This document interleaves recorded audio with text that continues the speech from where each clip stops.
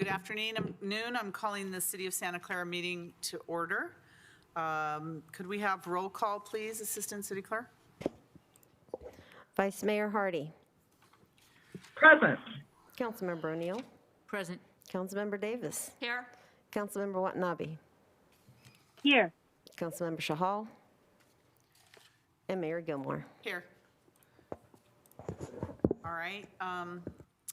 Do we have any public comment on any item regarding closed session? Do we have any members of the public here or any comments online? Okay, seeing none, we have several items on closed session. We will be adjourning to closed session. Thank you.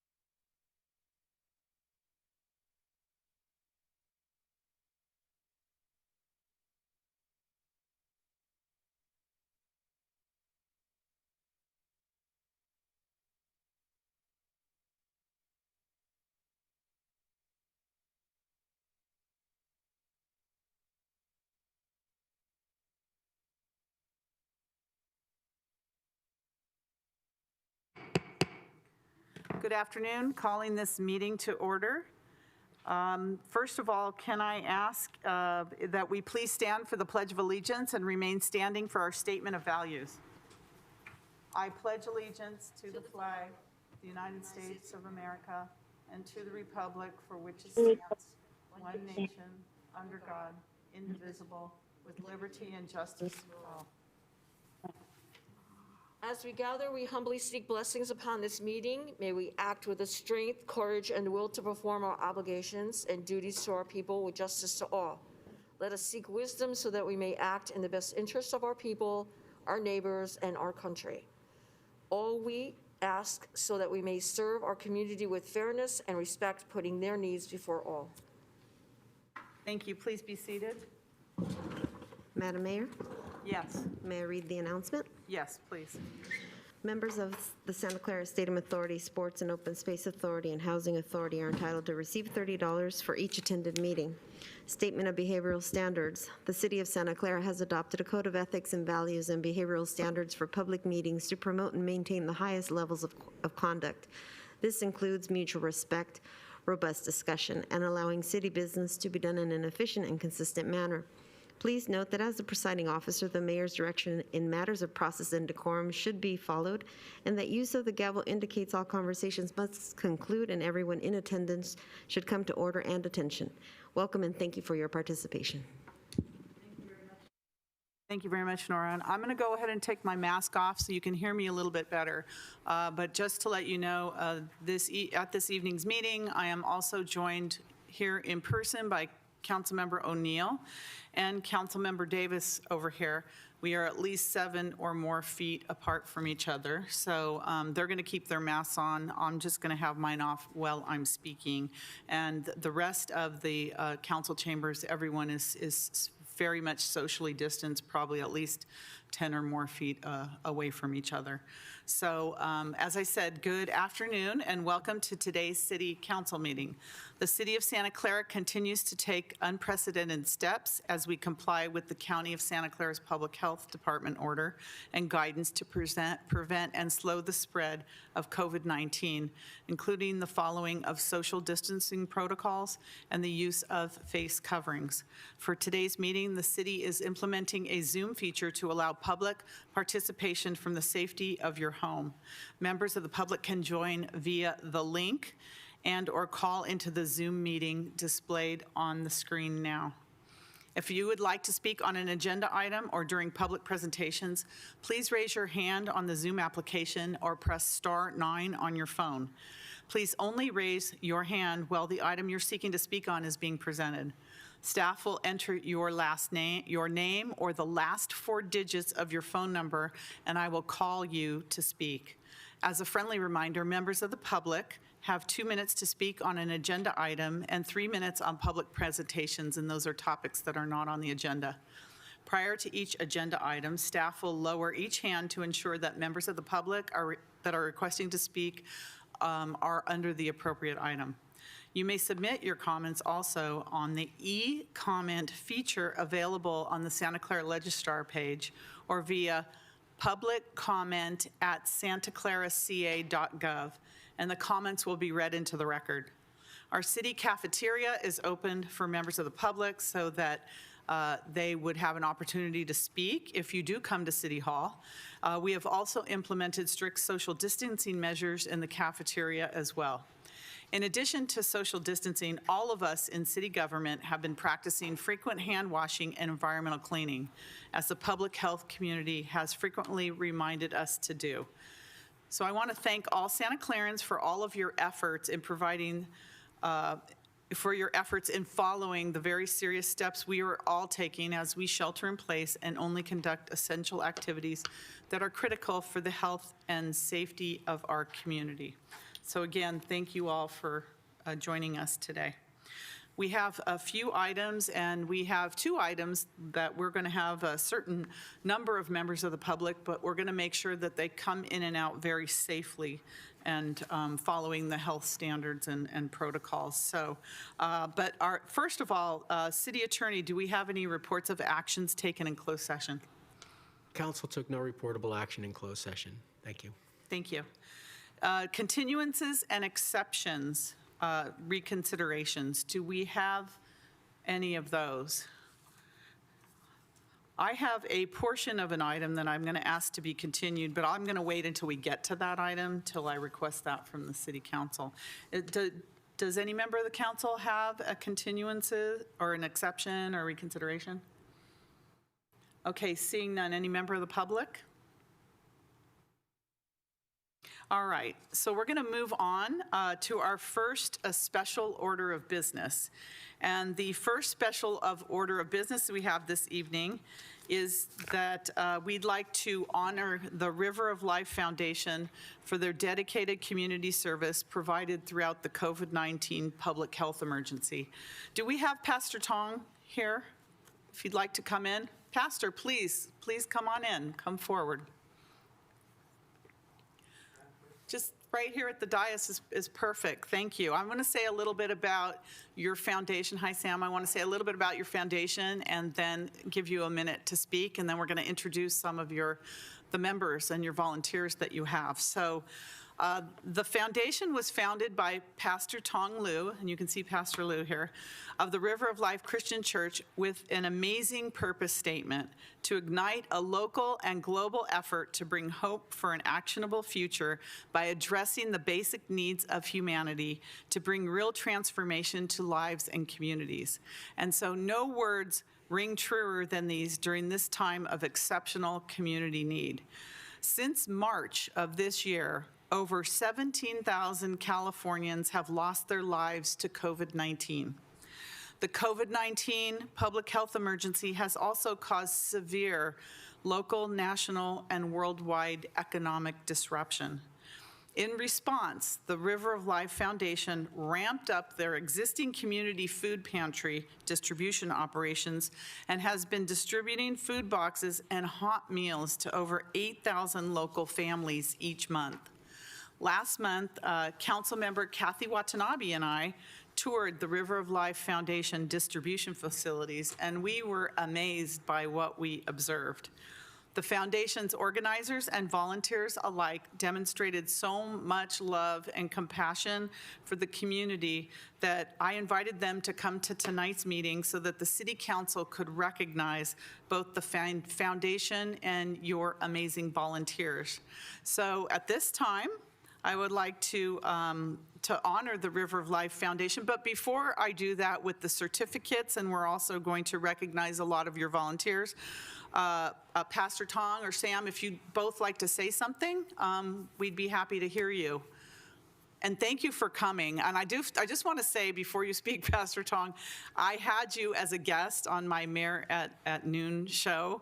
And if anybody's interested, it's on the city website to listen to Pastor Tong and all the things that the River of Life Foundation has done for the community. I mean, it's an amazing half hour just listening to the accomplishments of your organization and what you've done for the community. So thank you for doing that as well, and thank you for being here this evening. Pastor Tong? Thank you, Mayor and the council member. It's quite an honor to be here and to receive your recognition. And it's quite an honor that we can collaborate with the city to serve the community as the pandemic comes, so we can see the need of the Bay Area. And we thank God, give us opportunity. We can work with the Second Harvest Food Bank, USDA, and also the World Vision organization that collaborate together to serve this community. Just our wish is to let the love of Christ share through us to this needy world. So I ask Sam to elaborate. Yeah, Mr. Sam Lowe, and you're the president of the River of Life Foundation. Welcome, Sam. Thank you, Mayor Lisa and council members. Thank you for the opportunity for us to be here. We are so glad to be part of this community, that we are able to serve 8,000 families during this pandemic time. And we continue to do our best. We have a drive-by, touchless operation. We have a huge group of volunteers that have been helping us to check in the people, loading the food into the trunk, and off they go in less than a couple minutes. So we're honored and we're privileged to be part of the city and to be part of this operation. Thank you.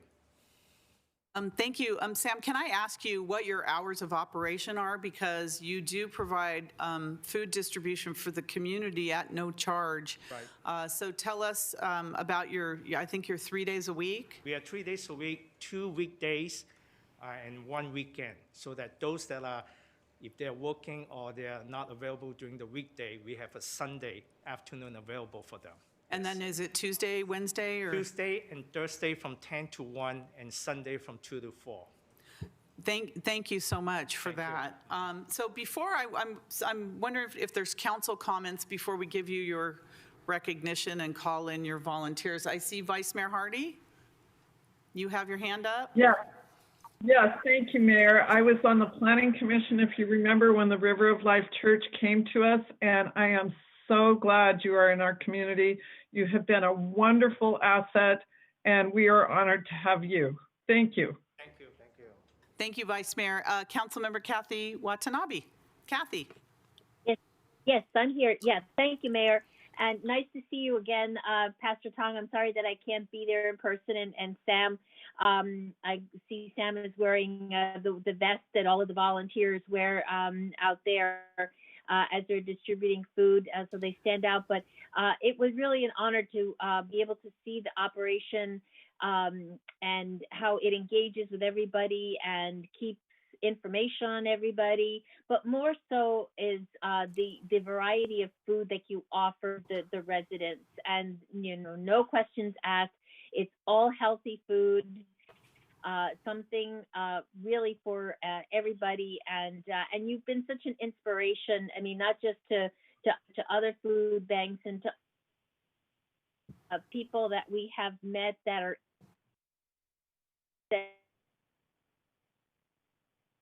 of being able to get food and necessities into the hands of those that are in need right now. So thank you for being such a wonderful inspiration, and thank you for having this operation in the city of Santa Clara, and just keep up the good work. Thank you, Kat, thank you. Thank you, Councilmember Watanabe. Councilmember Chahal. Thank you, Mayor. Thank you, Pastor Tom and Sam Lou. It's a privilege to see you remotely, and what a great job your organization is doing, especially during this pandemic time. Like, we all need to handhold each other, and it's an inspiration from people like you and organizations like you who are taking care of the residents who really need help. So it's a very commendable job, and that's how we make a good communities. And you are part and parcel of making our community a much, much better community. I wish you best, and again, thank you for your service. Thank you. Thank you. Councilmember Davis. I want to thank you both. I applaud you both. You're a blessing in our community, and 8,000 is a lot to do. And we are eternally grateful to keeping our community well put together and well fed. So thank you. And this thing is very awkward, but I thank you for everything that you do, Pastor. You're a very Christian man. And all the volunteers for being so selfless and taking care. So thank you very much. Thank you, Councilmember Davis. Councilmember O'Neill. Yes, and I want to echo my gratitude to the River of Life Foundation and the church community there, because I think that what I've been telling people, one of the most important things that I think we've all learned during COVID is the importance of community, and that if we can come together as community, together we can help each other and find our way through a very dark time and see the light at the end of the tunnel. So thank you for being such a glowing example of what community can do here in Santa Clara. Thank you. Thank you, Councilmember O'Neill. So at this time, we would like to honor the River of Life Foundation with a certificate. I'm sorry, let me turn that on. So at this time, we'd like to honor the River of Life Foundation with a certificate of special mayoral recognition. Pastor Tong and Mr. Lowe, if you'd like to come forward here, we'll come down to take a picture with you. We're also going to give you the certificates for all of your volunteers, because they said I can't hand them out for health reasons and other things. And then we'll call in one by one your volunteers so we can be recognized. So if my fellow council members will join us down there, and we'll figure this out, how we take this picture here. Look what I have on. You notice? Okay.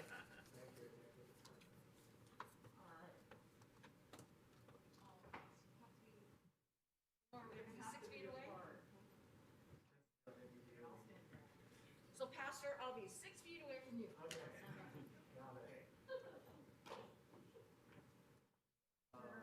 Here, can you come? Okay, let's make Sam, make sure you're in the photos on there. Teresa? Here, Teresa. There we go. There's Teresa. Debbie? Maybe up, Debbie? Coming? Yeah.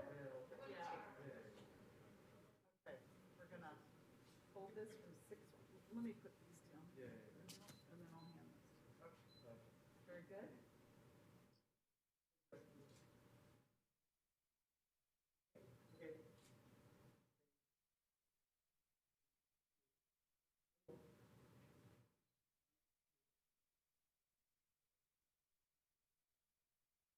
All right, so I'm going to give you that, and then I'm going to give all of these to you for the volunteers, okay? And then we'll go ahead and call them in.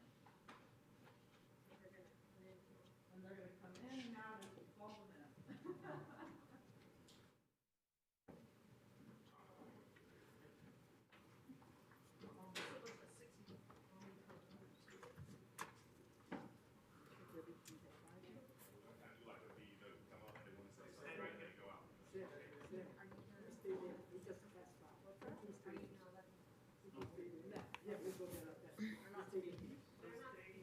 They're just coming in.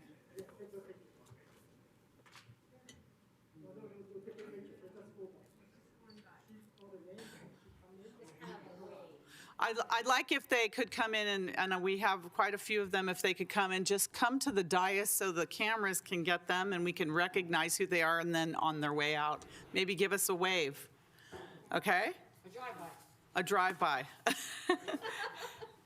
So of course we have Pastor Lou and Mr. Sam Lowe, so their certificates in there for you as well, okay? All right, so we're gonna start with Ms. Kimmy Lay?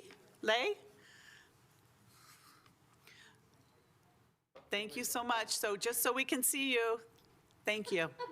Thank you, Kimmy. All right, and Mr. William Watt? Thank you, William. Mr. Kevin Au? Hi, Kevin. Kevin, you're doing this good. You're a natural, Kevin. Yeah. Mr. Marvin Sung? Hi, Marvin. Oh, you don't have to run. Thank you for everything. Oh, thank you. Mr. Alexander Tat? Thank you, Alexander. Thank you. Ms. Yun Lin? Hi, Yun. Thank you very much. Thank you for your volunteer service. Mr. Josiah Lowe? I was going to say, are you related to Sam? Yeah, that's my dad. All right. Thank you. Ms. Tracy Chow? Thank you, Tracy. Thank you. Ms. Milan Chan? Thank you, Milan. Thank you. Mr. Bobby Chan? Thank you, Bobby, for your volunteer work. Thank you. Ms. Eureka Wang? Okay. Ms. Eunice Chan? Eunice isn't here either. Okay. Ms. Mei Lee? Next. Mr. Thompson Tang? Yay, we have Thompson. Thank you, Thompson. Thank you so much. Mr. Peter Wen? Mr. Corsey? Mr. Victor Tran? Mr. Daniel Chan? Mr. Bei Ding? Hello, Bei. Thank you for your volunteer service. Thank you very much. Mr. David Chen? Hi, David. Thank you. Oh, you got both hands. You got the wave down. All right, you're a professional waver. Okay. Mr. Pugh Lam? Oh, yay! Oh, yeah, selfies! We'll give you the double wave. Thank you. All right, Bob, how about Bob? Oh. All right, Bob, thank you, and thank you for organizing this. Thank you all. May God bless you all. Thank you. Thank you very much. Our gratitude goes out to all of you. Thank you very much, River of Life Foundation. Thank you. Thank you. Thank you.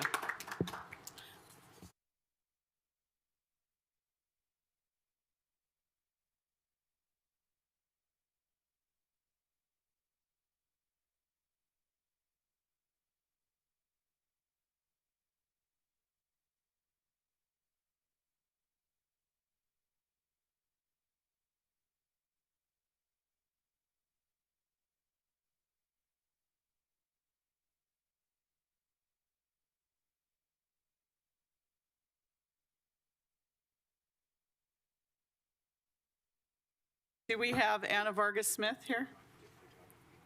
Is Anna here? Can we bring Anna in? Hi, Anna. Would you like to come forward? Who was that girl behind that mask? Santa Clara Parade Champions, right? Yes. It's coming on. Okay, thank you. So now, for our second special order of business this evening is a recognition of the 2020 Santa Clara Parade of Champions. The Santa Clara Parade of Champions, is this on? Yes. Was established by former mayor and council member Larry Marcelli in 1945 and has since been a time-honored legacy in Santa Clara. This event has been one of the longest-running unifying events in the history of Santa Clara. Through the Parade of Champions, lifelong memories were made and community bonds were strengthened for generations to follow.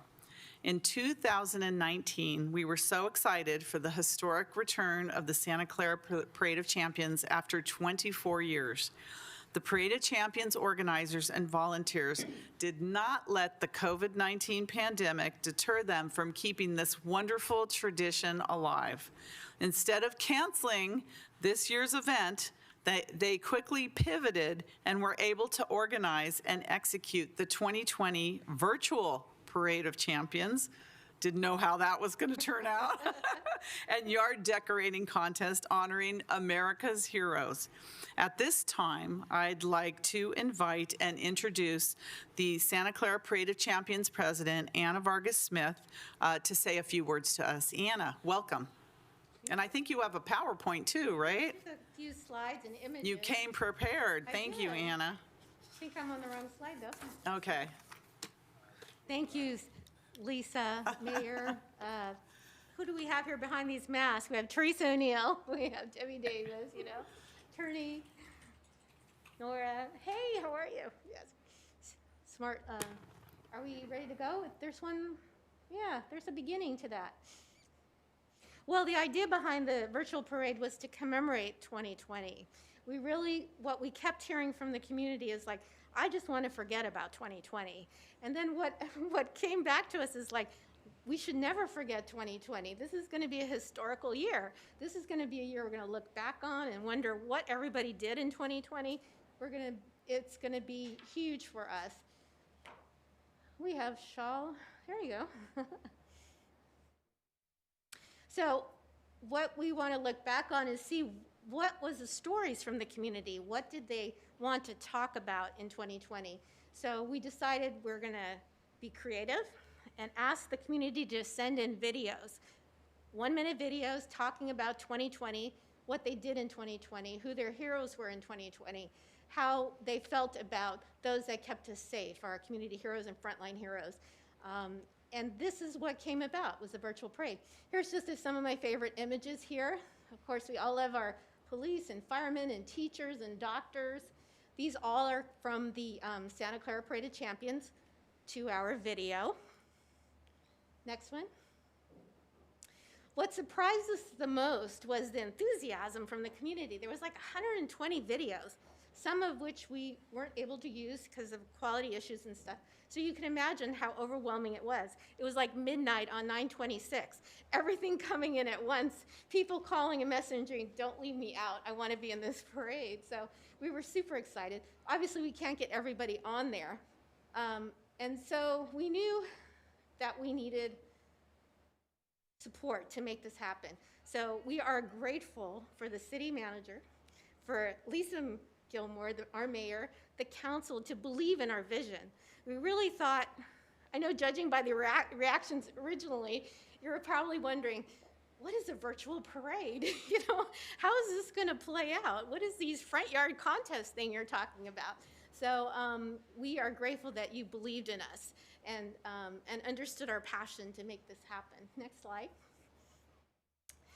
What we want everyone to remember about 2020 is how important community is. That we were bummed we couldn't have a parade because we all wanted to meet and see each other's faces and enjoy and happiness on parade day. But this is the next best thing that we could come up with. And that was having yards, which are almost like being on the sidelines of a parade. And of course, having all these community stories put together by a professional media company. And that's the closest thing we could have to a parade. The most important part was our heroes. Our heroes needed to know how much they mattered to the community, how much they mattered to all of us, you know. I don't know if we would have been as safe and protected without all you taking care of us, with all the fire department and police department, every aspect, the schools, the colleges, the list is long. We all cared for each other and we got through 2020 and we're still getting through 2020. So we saw this, I think Lisa said it the best, the fatigue was kicking in and we thought, let's not skip 2020, let's do the parade. And that's what we did. So for anyone here who has not seen the parade yet, it's on Channel 15 or Channel 99. You can watch it every day at 2 o'clock, or you can watch it twice on Friday and Saturday at 2 o'clock and 6 o'clock. I've watched it numerous times. And you can watch it on our website as well, 24/7. So share it, tell all your friends, because we really feel this has captured and articulated what Santa Clara looks like and who lives here. Next one. We also had a contest. You can see we had some winners there. It was 17 people participated. There was like 2,000 votes, so people were very actively voting for People's Choice. The first one was number 7, Heroes Bright. JW House won for nonprofit. Gilmore and Associates, woo-woo, won for best business. She had the twinkling lights 24/7. It was awesome. And of course, most spirited district was number 5 because everybody was decorated in number 5. We had a few in Teresa's district and District 6 as well, but District 5 killed it. And of course, People's Choice, which was purely just a popularity contest. There was not a lot of creativity involved. It's like, how many friends did you have? And Teresa Williams, State Farm, won for that. So it was a very successful contest for our first time. Last slide. Next one. That's it. So save the date, 2021, October 9th, is that we're coming back. Hopefully it's actual. We're gonna probably incorporate some virtual elements because those were really popular. It was what we found. People commented about the chat feature, the ticker tape, the activity going on. So they really want to include that in the actual parade next year. So that we're gunning for that. And the last slide, I just want to acknowledge special thanks to the city for believing in us and supporting this project. The community who embraced the challenge, not an easy task. All our board members and volunteers who worked tirelessly during those 6 weeks to really make this Virtual Heroes project a reality.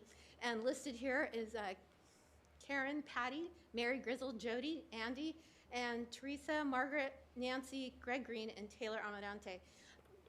Not all of them are here today. Some are a little sick, so I'm sorry to share that with you, but 6 of us are here today, so thank you for everything. Thank you. I have to say, I think the parade came at the right time. I think people were feeling a little bit blue, little more like a lot blue.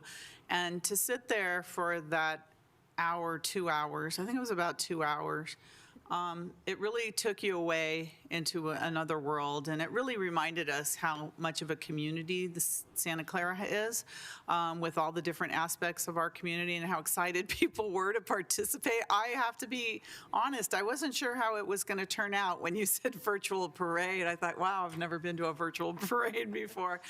It was phenomenal. It really, really was. And I have to say, Taylor Amarante did a fabulous job with you, Anna, in terms of emceeing the event. I mean, he did a great job during the actual parade and the virtual parade. He really was wonderful. But you all did a fabulous job by showcasing our community and how we're all trying to work together to get through this in our own way, and really to honor the frontline heroes and those who have put their lives on the line for helping us through this pandemic. And there's so many of them, besides, police and fire and our medical personnel and our teachers, and, the list goes on. And it was really something I think we all really needed, and it gave us a shot in the arm to just keep going and to be grateful and thankful for the great community that we have. So thank you for bringing us, 2 hours of gratefulness to those who have helped the community. So, Our pleasure. Vice Mayor Hardy. Yes, I just want to echo that and say thank you for your can-do attitude. Instead of saying, what can't we do? You said, what can we do? And now we have something for 2 hours that we can come to anytime and get a smile on our face. So thank you so much to your whole group. Thank you. Thank you. Councilmember Chahal. Thank you, Anna. And I give kudos to the whole team, basically. First of all, kudos, you brought the Parade of Champions back last year. And as Vice Mayor mentioned, you did a great job in finding a solution, not talking about, oh, this is what we can do, but you found a great solution. And I want to commend you all for doing this thing, commend each and every volunteer who was engaged in this one. And you did a great, wonderful job. So it's 2 hours of Netflix online, basically. Well, I really enjoy it. Thank you. Thank you, Councilmember Chahal. Councilmember Davis? Can I take this off? You can, while you speak. Anna, I don't want to mumble at you.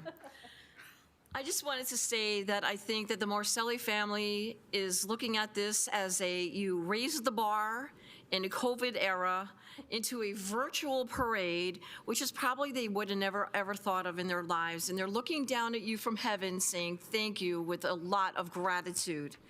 And thank you to the team. I know they all work very hard. I was at the real parade.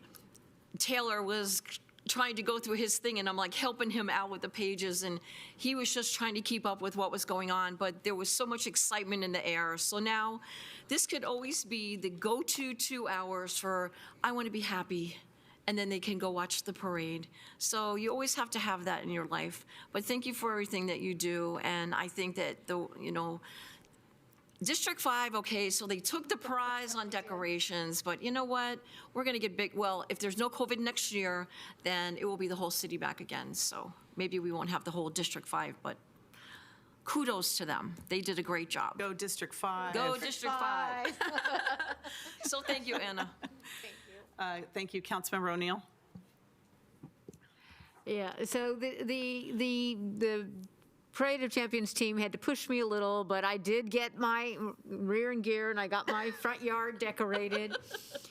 And so I did want to thank them for kind of encouraging me to do that. And my theme was I represent Santa Clara on the board of SAVACA, which is Silicon Valley Animal Control Authority, something very near and dear to my heart.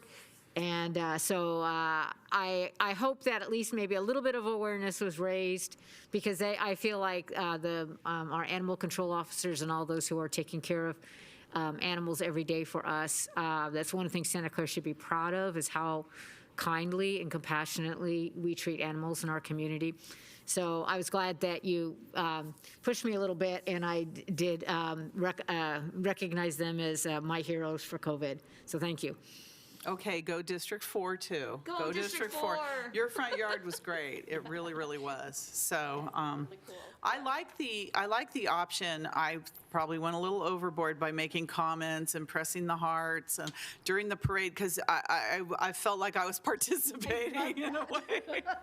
You probably was blocking all of my comments, but it was just so fun. It was just really, really fun. So thank you. I don't see any other comments. So now, in honor of the hard work, we would like to present you with a special mayoral recognition. So Anna, we'd like to meet you down here.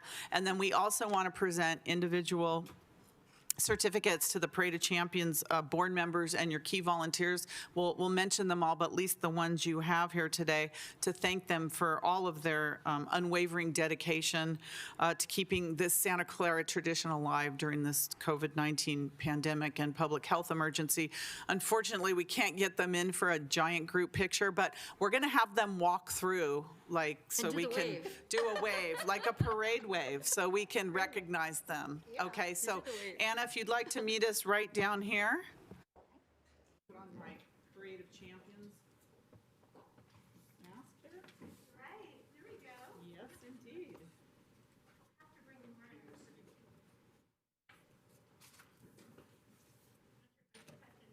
Yeah. Or just kind of push through if you want. Okay, there we go. You get to stand here, because I get to stand over here. And we'll be back in a minute. This up with you, Anna. 6 feet here. That's sure.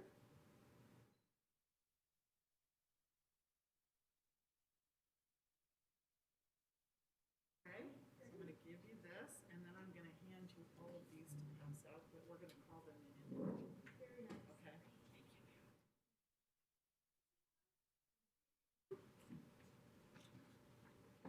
You can stay down here while we recognize them.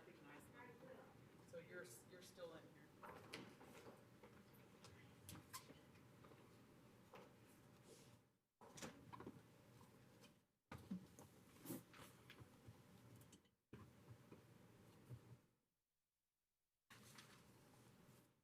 Okay, so we're going to ask that the board members and volunteers come in. So of course we have Anna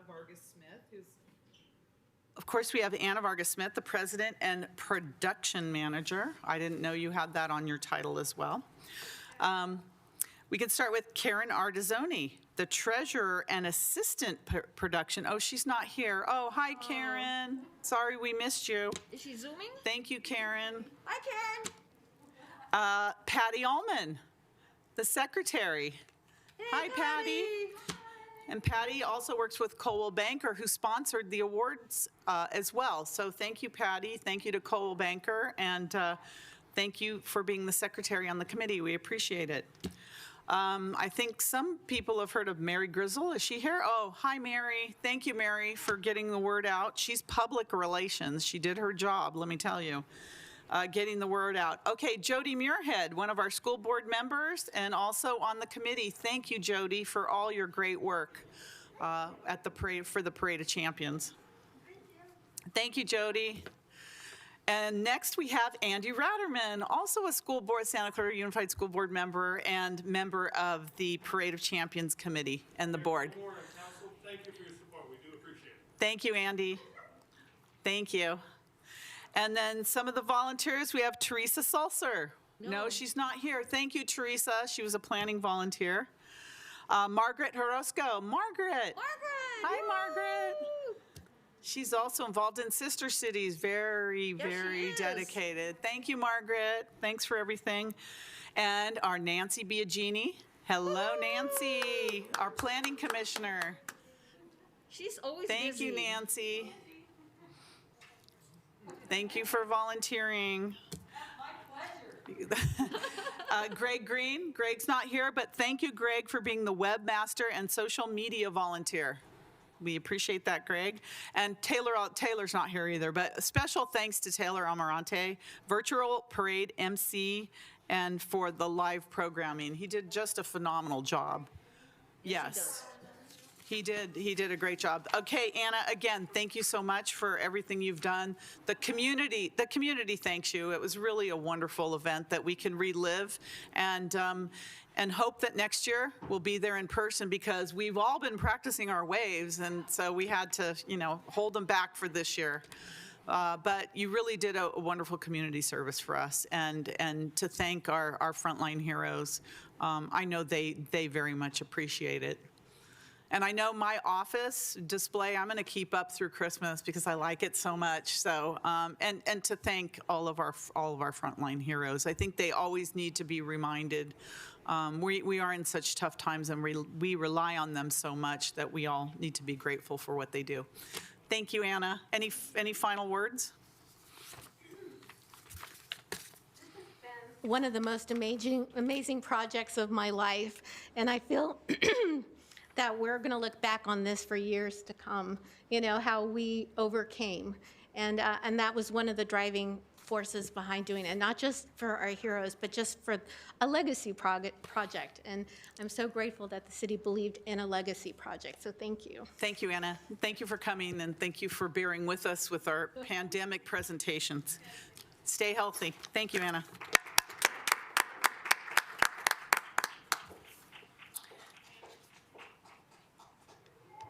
Oh, we have a speaker, and that is 9306.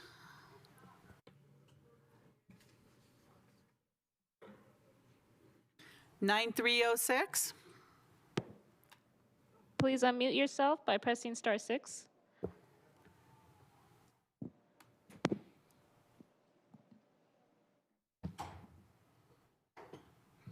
Okay. All right. We're going to be moving on to our next special order of business is a verbal report from the city manager regarding COVID-19 pandemic. City manager.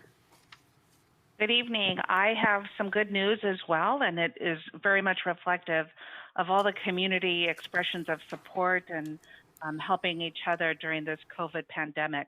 First, thank you, Mayor and City Council. The status update on the state of the COVID-19 emergency is provided for council review per Government Code Section 8630. I just want to share first that we recently launched the Help Your Neighbor program to make it easier for community to donate funds to residents who are struggling to pay their utility bills during the COVID-19 pandemic. This is timely as we head into the holiday and colder season, and donations can be made online with a credit card, by phone, by mail, or by dropping off your check or cash to the City Hall drive-through window. The city has already in its first week received $750 in donations, and all of these were done through our new online portal, which you can find at santaclaraca.gov/helpyourneighbor. And I just want to also share that there is an item on the consent calendar, item 2K, which provides for the council to consider matching funds for this program. Additionally, I just want to share that the city continues to promote the Emergency Rental Assistance Program. By the end of this week, we will be pushing out 90 checks for residents who will receive financial assistance to help pay their rent. Applications are still being accepted online through November 14th, and we encourage residents to share information about this emergency rental program to assist low-income tenants to pay unpaid rents due to COVID-19, and that information can be found at santaclaraca.gov/rentrelief. And in addition to the two programs, we are also looking at extending SBP's Rate Assistance Program.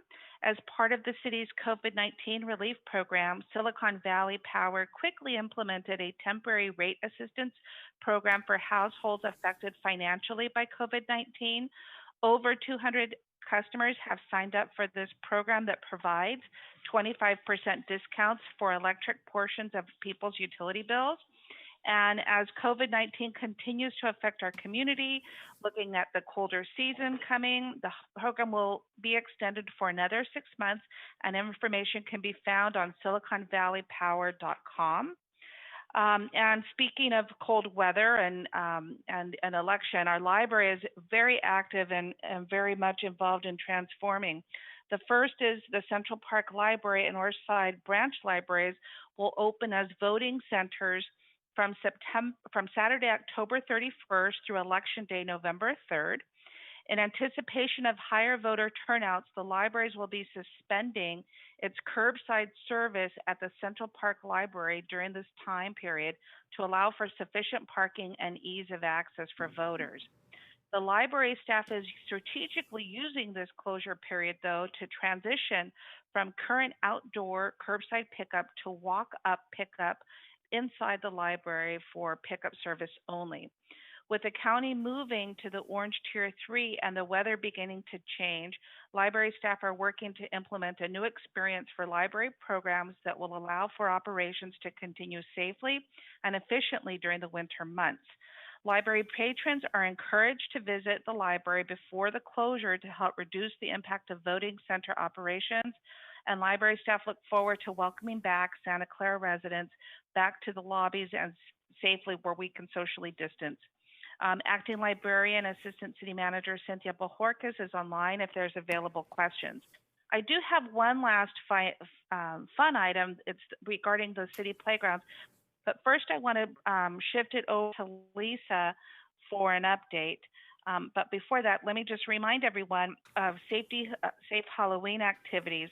We're pleased to encourage COVID-19 safe Halloween for family and communities by checking out the city's website and participating in the many activities, including Halloween home decoration contests sponsored by our Cultural Commission, the Youth Commission's pumpkin decorating contest, the Neighborhood Spirit You've Been Treated, and the Youth Activity Center's Monster Masquerade Music Mix-Up Virtual Party on Friday, October 30th from 6 to 8. You can visit santaclaraca.gov/Halloween for more information. So Lisa, why don't you share with us the most recent COVID update, and then we'll take this back to playgrounds and show a nice video. Okay, well, thank you, City Manager Santana, and good evening, Mayor Gilmore and council members. This is Lisa Schoenthal. I'll start with an update on our local COVID numbers.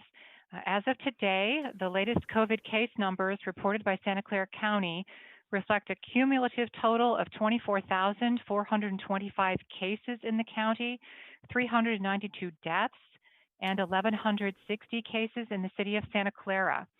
This includes 123 new cases in the county and 9 new cases in the city.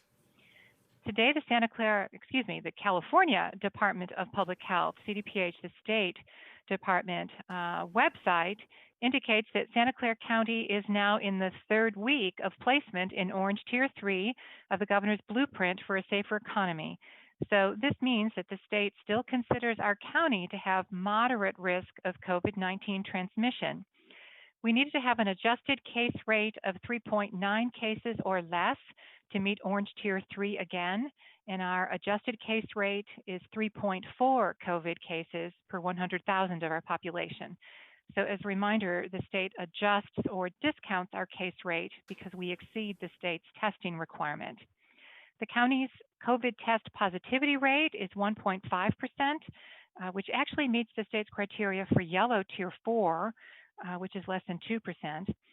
And you may recall during our October 13th council meeting, I described the state's addition of a health equity metric to the formula used to determine placement in the governor's blueprint. And using the Healthy Places Index census tracts, the lowest quartile or most disadvantaged neighborhoods also need to meet those tier positivity rates. And our orange tier positivity rate is less than 5%. And our lowest quartile test positivity rate is 3.5%. So that we're doing well there as well. And that concludes my report. Thank you, Lisa. So I know over the past couple of COVID-19 updates, we've received questions around playgrounds and reopenings. And we're ready to announce that we will be reopening our playgrounds effective tomorrow, October 28th. City Parks and Recreation staff have been very busy installing touchless hand sanitizer stations and COVID-19 signage at each facility entrance with power wash, and we've power washed and applied grade sanitizer to the apparatus and have videotaped a Play It Safe Santa Clara message that is going out on all city social media channels and will be shown here in a few minutes. However, while we've also been readying our playgrounds for being COVID safe, we've been hard at work on our playgrounds during the time of COVID and sheltering in place, and we're able to highlight several new facilities such as the Reed and Grant Sports Park, Meadow Park, and the Fuller Street Sports Park, along with several rehabilitated playgrounds like Machado Park and Agnew Park. So again, these facilities will be open with State of California and Santa Clara health and safety protocols in place on October 28th.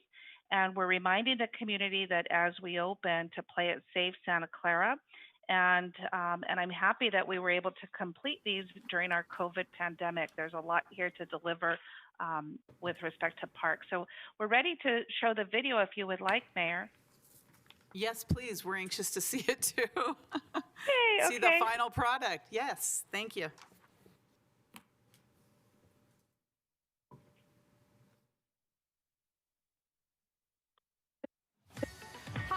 Hi, I'm Deanna Santana, City Manager for the City of Santa Clara. Welcome to the virtual ribbon cutting of several rehabilitated playgrounds and a few new park facilities. Groundhog Day.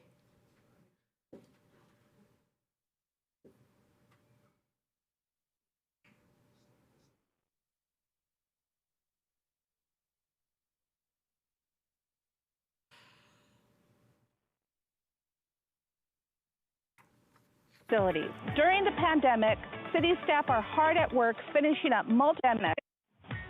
Hi, I'm Deanna Santana, City Manager for the City of Santa Clara.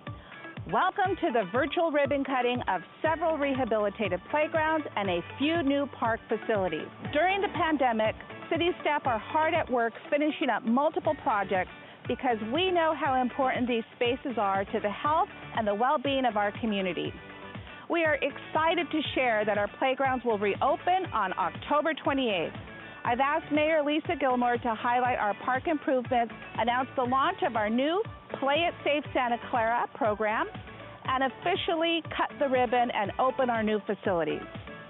Thank you, City Manager Santana, for leading our diverse and talented team and bringing our vision into reality. The city is launching a campaign called Play It Safe Santa Clara. We want to return to normal as soon as possible and get outside and play. But the reopening of outdoor playgrounds comes with a renewed commitment to community, health, safety, and cooperation.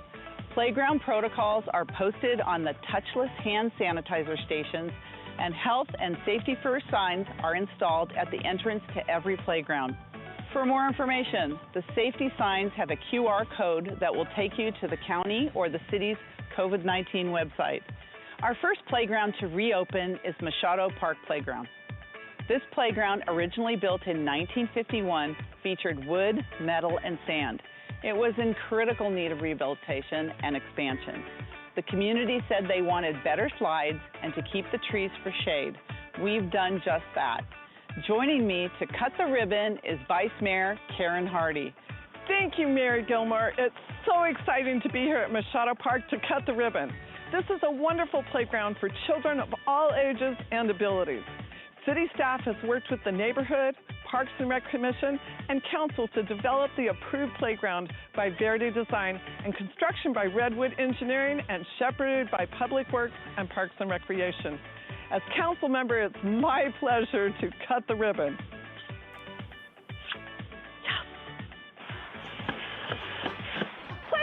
Santa Clara. Our next playground to reopen is the Agnew Park Playground. This playground, originally built in 1970, was in critical condition and in need of replacement. The community was looking for a future-themed play space with all the elements of play and a fence to increase safety from the street, as well as accessible for all ages and abilities. Joining me to cut the ribbon is Councilmember Kathy Watanabe. Thank you, Mayor Gilmore. I'm excited to be here at Agnew Park to cut the ribbon. The new playground looks so fun for children of all ages. City staff worked with the neighborhood, the Parks and Recreation Commission, and council to develop the playground. As District Council member, it's my pleasure to cut the ribbon on Agnew Playground. Play it safe, Santa Clara. Woo! Our next facility is the Fuller Street Park Phase 2 Sports Court. Fuller Street Park was constructed in 1999. This project finished the original Park Master Plan Phase 2. Working with the neighborhood, the city was able to fund, design, and construct a regulation volleyball court, a half basketball court, and fitness cluster. In addition, accessibility improvements were made to and from the park. As District Council member, it's my pleasure to take the first shot at Fuller Street Park. Our next facility is the Meadow Park Playground. Joining me to cut the ribbon is Councilmember Raj Chahal. Thank you, Mayor Gilmore. Meadow Park is part of Santa Clara Square development, and it's absolutely beautiful, with a shaded redwood grove and a wonderful walking path that goes all the way around the park and meadow. What an amazing public amenity. The playgrounds, restroom, walking path, and meadow are open for public use. As District Council member, I'm honored and excited to cut the ribbon on Meadow Park Playground. Play it safe, Santa Clara. I am so excited to celebrate the virtual opening of the Reed and Grant Sports Park, as we were all here about 2 years ago for the groundbreaking. The city envisioned this new sports facility for community members of all ages to enjoy, complete with a sports park, multi-purpose building, and playground. So much has changed since the groundbreaking. The park has 5 lighted sports fields, which will allow year-round play for all ages and sports. It also has a playground for different age groups, plus public bathrooms and hundreds of on-site parking spaces. I want to thank our current and former members of the City Council, including Jerry Marcelli, who worked with our Parks and Recreation Commission, youth sports organizations, and led the city to acquire the park property. Now, to help celebrate, we invited 2 youth soccer teams from Santa Clara Youth Soccer League to join us for the opening of Reed and Grant Sports Park. Together with members of the City Council and youth soccer teams, it is my pleasure to celebrate with all of you watching online. We are going to have our official, socially distanced first kick at the Reed and Grant Sports Park. Are you ready, Santa Clara? On the count of 3. 1, 2, 3, kick! Woo! Thank you for joining our virtual ribbon cutting. Play it safe, Santa Clara.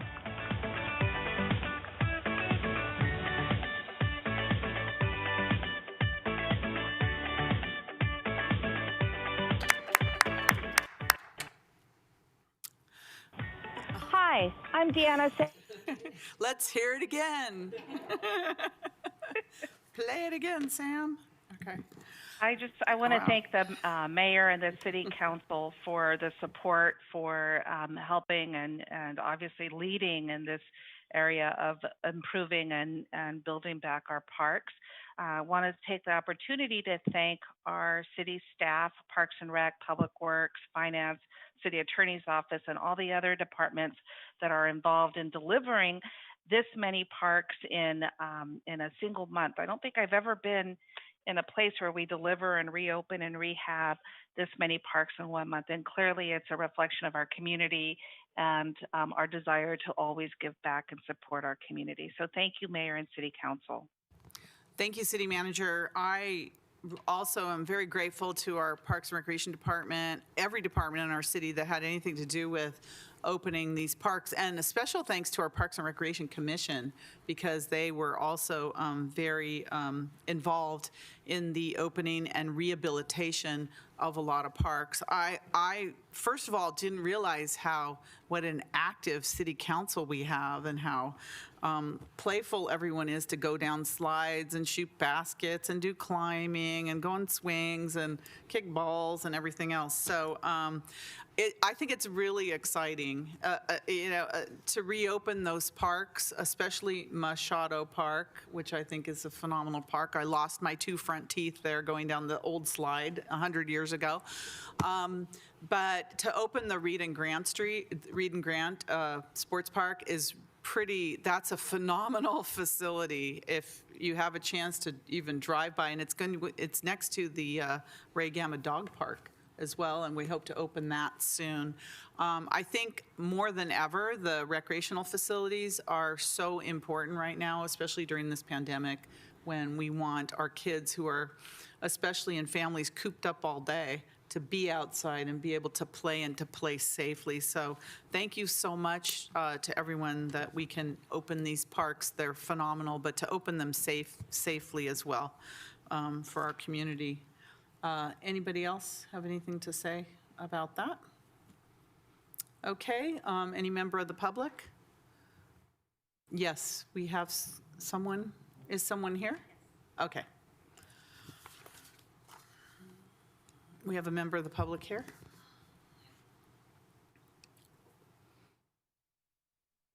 Hello, welcome. Yes. Hi. My name is Juan Hernandez, and I'm a citizen of Santa Clara. And I have a question regarding the COVID-19 housing situation. I am aware that there's a program that Santa Clara County has that houses individuals who are exposed to COVID or who have COVID, and they do house them in isolation hotels. I know that San Jose City refunds or pays back Santa Clara County, Los Altos Hills, Milpitas, and other cities. I was wondering how come Santa Clara opted out of doing that? I know that there are different hotels that have isolation that may be located in Santa Clara, but those are not for Santa Clara City residents. And if there's a program, where is that the information for that? Okay, thank you. Thank you, Juan. I can answer the question if you'd like. Yes, I'd like to, Okay, we have thank you. Lisa Schoenthal, our Chief Emergency Operations Officer. Lisa? Sorry. Maybe we sound alike. This is Deanna, City Oh, Manager. sorry. Good evening.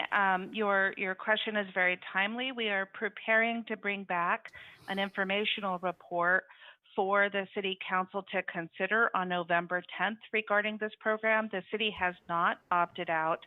However, this has been the subject of multiple regional city manager meetings where some cities have already opted in, others are still deciding, and we are in process of putting together a report for the council to consider as to how it would like to proceed. So stay tuned for November 10th when we bring back some information about this county program. Is that's our next meeting, is November 10th? Yes, November 10th, yes. So in the meantime, if there is anyone who does need this assistance, where would we refer them? How could we get them help now? This is a supplemental program that the county has created to provide for supplemental services, and so we were still getting information. The county is providing some baseline services, but these services are beyond what are provided for COVID patients, and so we are bringing forward the cost implications as well as the terms that the agreement would contain. So right now, there's the basic level of services that are provided by the county. And these are just supplemental services that a city can opt in to provide or not. And cities throughout the region, throughout the county, are deciding at this point in time whether to participate or not. Some have already decided to participate. Okay, thank you. So Thank you. I know that. And some have declined. I can share, for instance, Sunnyvale and Mountain View have declined. Other cities are still considering it. It's gone to their councils, and they've asked to have more information provided by the county. And so we're going to begin that process of having the council consider the supplemental services on November 10th. Okay. Okay, thank you, City Manager. And so how about for now at this point, Santa Clara County will not house individuals from Santa Clara City. who aren't. There's not a question about that. They will not because Santa Clara hasn't opted in yet. The reason why I'm asking is because I know a few individuals who have nowhere to isolate and quarantine, and they're staying outside because their family won't allow them to come in, and they don't have the room to be able to do that because of multi-generational families, or a few different other reasons. So at this point, what services, where can they go to get services in order to isolate and quarantine? So, City Manager, is the county refusing services to City of Santa Clara residents? No, there's baseline I didn't services think that they could. No. Right, there's baseline services that the county provides for COVID-positive patients. However, providing housing and absorbing the cost is a supplemental service that, and Brian and I have had some email exchanges that under the county's portfolio of services, they are not required to provide housing for COVID-positive patients or persons. And so they have developed a supplemental program that cities can provide for their residents, and it's at a cost, and they are shopping the program around with different cities to see which cities want to participate and which cities decline. Like as I shared, I've been monitoring this and we've been preparing to bring this back for November 10th. Sunnyvale and Mountain View have declined. Other cities are still very much in the decision-making process, and it's at various status points with different cities depending on who you ask. And so that becomes the policy decision for the council to consider. Is there a responsibility on the part of the local government to provide housing at the city's cost to COVID patients to quarantine?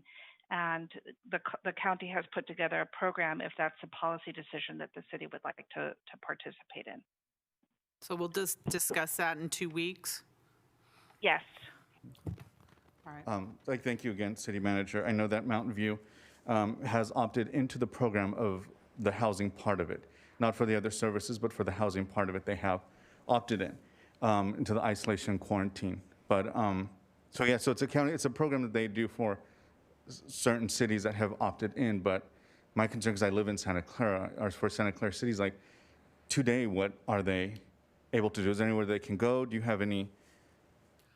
Just what options versus sleeping outside that I know 2 people who are doing it, and it's just like it breaks my heart, but I don't have the room for them to come in, and I don't know where to refer them. So, City Manager, can we connect this gentleman with Lisa Schoenthal for services, or Brian? Absolutely, I will. With services? We will for work immediate with services. Okay. Yeah, We if have the Brian gentleman here. can leave his contact information. Okay, we will do that for if you know people that need immediate services. Okay, great. Okay. Thank you, Mayor and City Manager and City Council. Thank you for coming down, too. We appreciate that. Our city attorney will talk to you. Do we have any other members of the public? Okay, thank you. All right, we're going to be moving on now to the consent calendar. All items are approved with one motion unless there are any items to be pulled. City Council, do you have any? Or do we have any members of the public that would like to pull any consent calendar items? Councilmember Watanabe? Thank you, Mayor. I wanted to pull 2K like Kathy, please. 2K like Kathy, and that item is, for those that are interested in this, that item is action on the Help Your Neighbor program for city matches and approved related budget amendments. All right, any other items? Okay, could I please have a motion to approve? Motion to approve the balance of the consent calendar. Second. Okay, we have a motion and a second for the balance of consent calendar. Assistant City Clerk?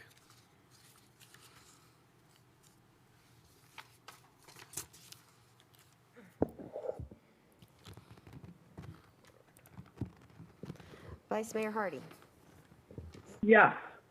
Councilmember O'Neill. Yes. Councilmember Davis. Yes. Councilmember Watanabe. Yes.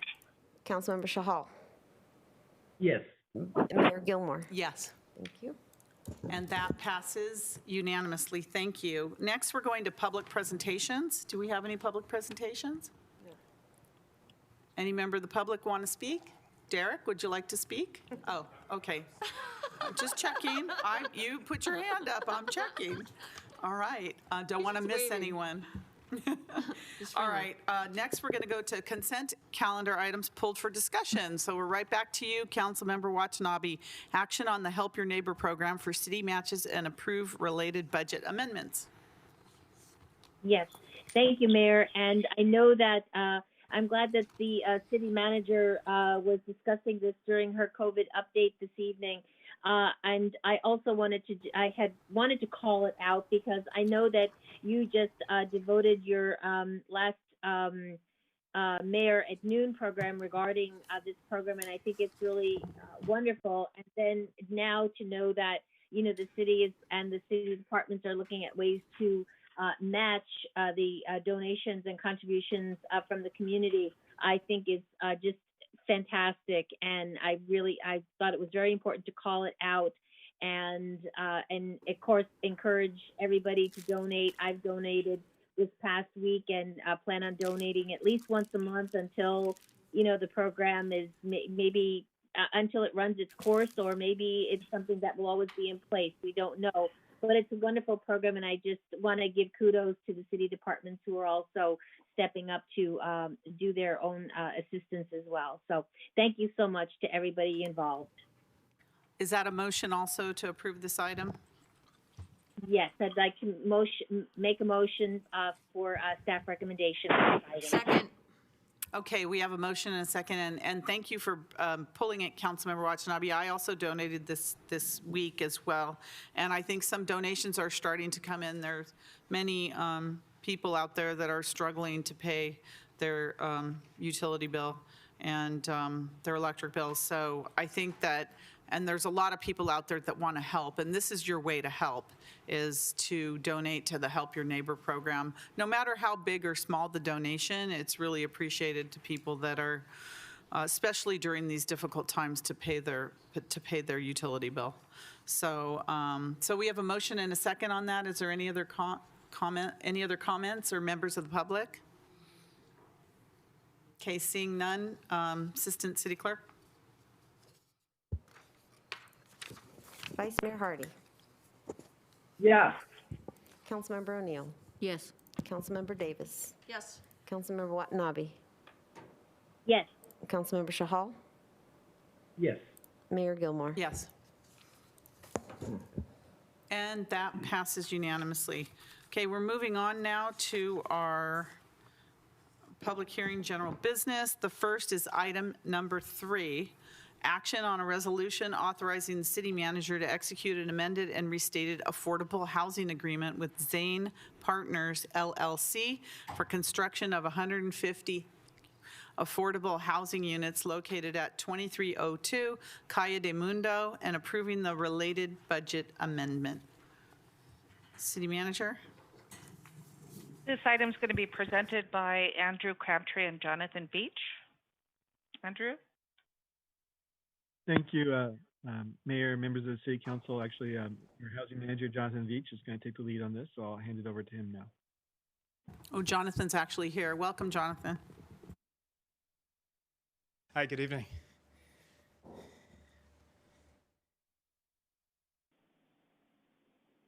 Good evening, City Manager.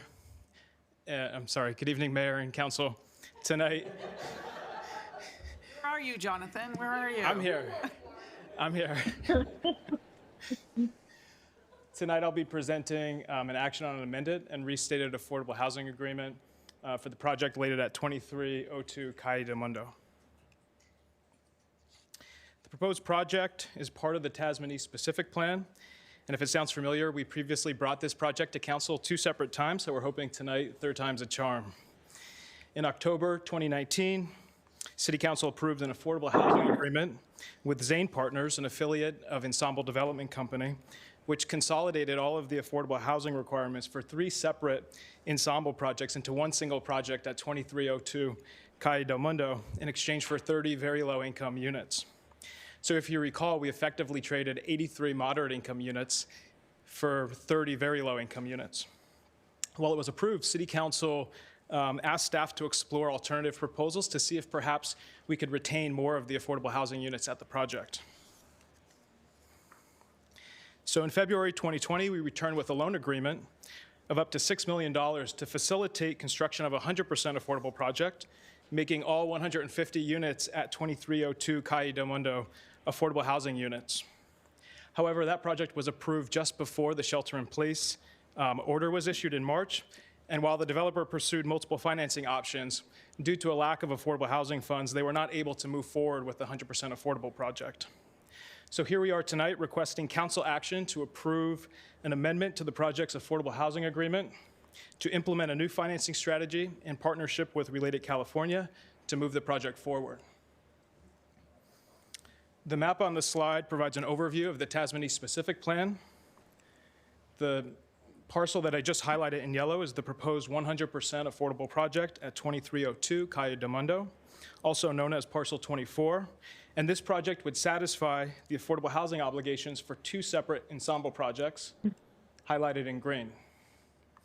Based on tonight's amendment to the AHA, Parcel 24 would also satisfy the affordable housing obligations for two separate related projects, and those are highlighted in blue. The affordable housing project at 2302 Calle del Mundo really hasn't changed from a design perspective since we've come to council about a year ago. The Tasmania specific plan was approved in November 2018, and the project conforms with the guidelines of the plan, and the developer secured entitlements for the proposed project back in January of this year, 2020. However, what has changed at different points is the number of affordable housing units in the project, the depth of affordability at the project, and also the proposed financing structure. Tonight's proposal would now forego an additional 155 moderate income units tied to the related projects at Tasman East in exchange for a developer equity contribution, and this would fund the balance of the 120 units, which would fully finance the project and also return the $6 million loan back to the city, which can then be used for other affordable housing projects. So ultimately, there's two options for council consideration tonight. Number one would be to do nothing and keep the 238 moderate income units built on site as inclusionary housing at 100% AMI, or to approve the amended and restated affordable housing agreement to allow for 150 units of very low and low income housing. The table here helps illustrate both the ensemble and the related parcels that are associated with the AHA. There's a lot of them now, so it's a little complicated. And it shows exactly how the 238 units, how the inclusionary requirement is generated. So the obvious question is, why would the city take anything less than 238 moderate income units? And the answer is really in the affordability and the depth of affordability. So whereas the 238 moderate income units would have been at 100% AMI, you can see the proposed affordability mix. And the average is 60% AMI, which is significantly lower than the 100% AMI. And also there's a 10% set aside for units at 30% AMI and lower in the most recent proposed project. Also, when looking at the proposed financing of the project, it's being driven by an equity developer contribution of close to $19 million, which has eliminated the need for the $6 million city loan, which is now down to zero. So when we analyze the economic benefit between the two scenarios, we start with the assumed market rent for a one-bedroom unit. We use a $435 per square foot comp, which is actually a pretty aggressive assumption, a pre-COVID number that we've used before. But when we actually use a lower number, it benefits the city more. So we wanted to keep the number high to really make sure there was economic value for the city. So we use the 435 assumption multiplied by the unit size. That's the average unit size across all of the different projects to come up with a market rate assumption of $3,200. So in scenario one, we look at the value of a moderate income unit at 100% AMI that has a restricted rent of $2,832. The difference between the market rate rent and the 100% affordable rent is $368 a month. The annual difference is about $4,400. Multiplied by 238 units, it's roughly $1 million annually, which comes out to about $16 million over the 55-year term of the project. So obviously, if you multiplied $1 million by 55, you'd get a much larger number. We use a net present value to discount that for time value, And it's the same assumptions across both scenarios. That's why the number might look smaller than you would expect. So in scenario 2, we're looking at 150 units at an average of 60% AMI, and you can see that the affordable rents are much lower. Whereas the 100% AMI units were at $2,832, the 60% AMI units are now set at $1,700, which is about $1,100 less. Applying the same math as scenario 1 gives us an estimated value of over $40 million, which is $25 million greater than scenario 1. So although we're potentially losing 80 moderate income units, you can see that the economic value far outweighs the loss of the moderate income units. I guess I can go backwards. So if we look at the proposed affordability structure, in a 100% affordable project, you're able to generate $25 million of tax credit equity. And that money is not there when you're just doing pure inclusionary. So we're able to create that value. And based on the economic analysis, the city's really able to capture the majority of that benefit, the $25 million.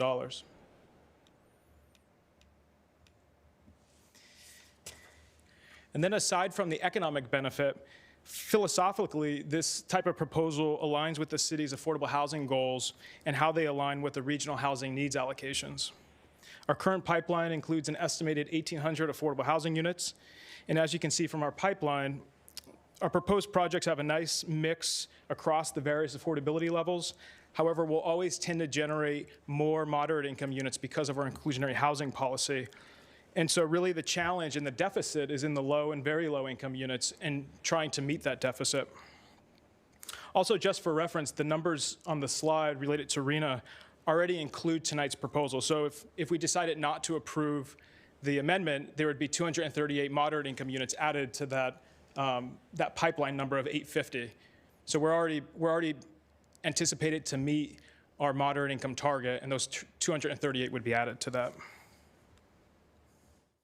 So the proposed agreement helps the city diversify its housing pipeline and create units at deeper levels of affordability, and it helps the city address the deficit of low-income and very low-income units relative to our RENA requirements.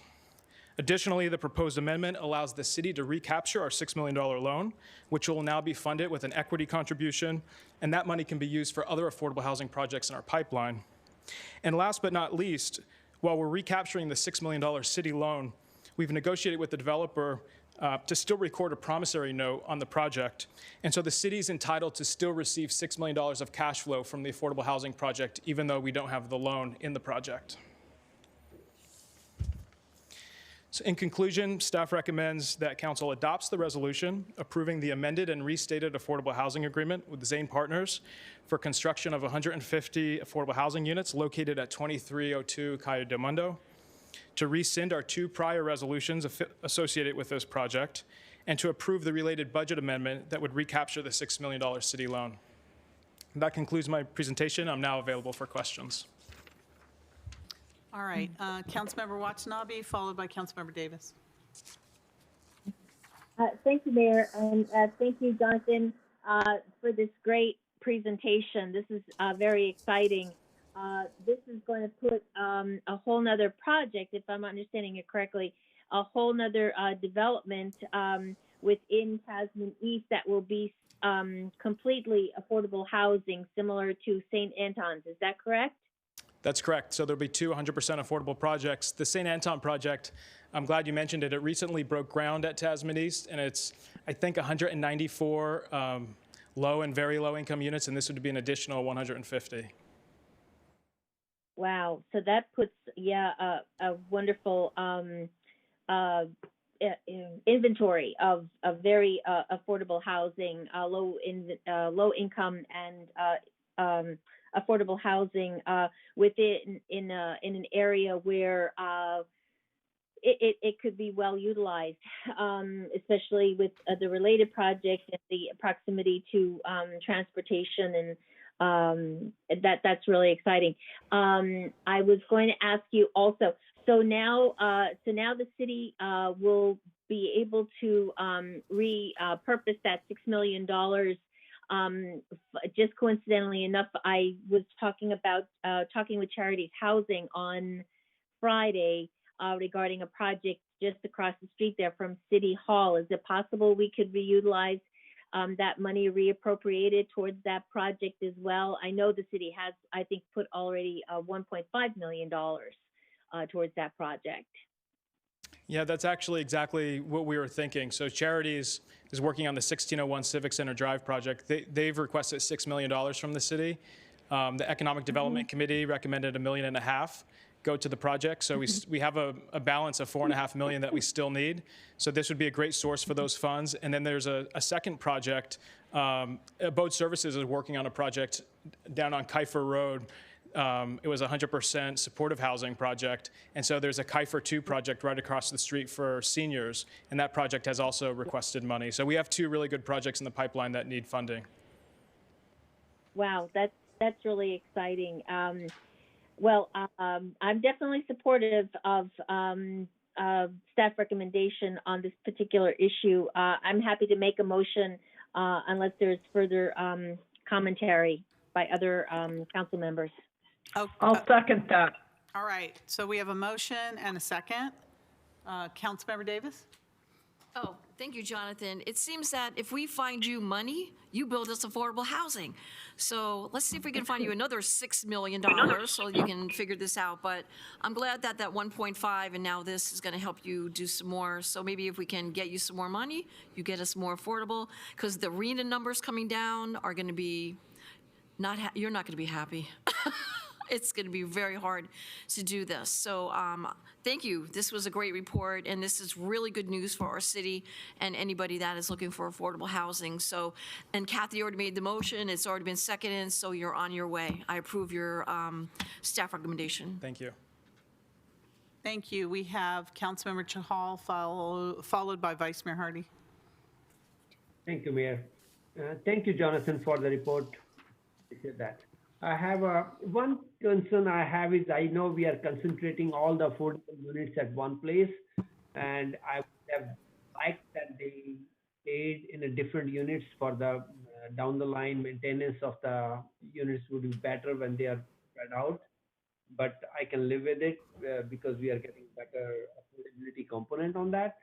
And I have a comment on, you mentioned that city will record a promissory note of $6 million on the property. So what are the details of that? Will the city will be getting $6 million back from the property? In what terms? Like when will we get what, basically? Oh, good question. Yeah, so we haven't given the project any money yet. City Council had approved the $6 million loan. The budget amendment recaptures the $6 million, so it stays in our account. We can use it for other projects. I think the point you're referencing is actually the promissory note, where we still are still entitled to receive cash flows from the affordable housing project. And so the kind of the details of that are embedded in the promissory note. The ones I would highlight, there's not an interest rate assigned to the $6 million, and the $6 million cash flow will come to the city after the deferred developer fee is paid. So typically in affordable housing projects, the requirement is that the deferred developer fee needs to be paid within 7 or 8 years, and so that has priority. Once that's fully paid, then the city receives 25% of cash flow going forward until we receive the $6 million. So I would say, it's hard to say, but we would estimate that in around year 7 or 8, we would start to receive 25% of the cash flow until we receive the full $6 million back.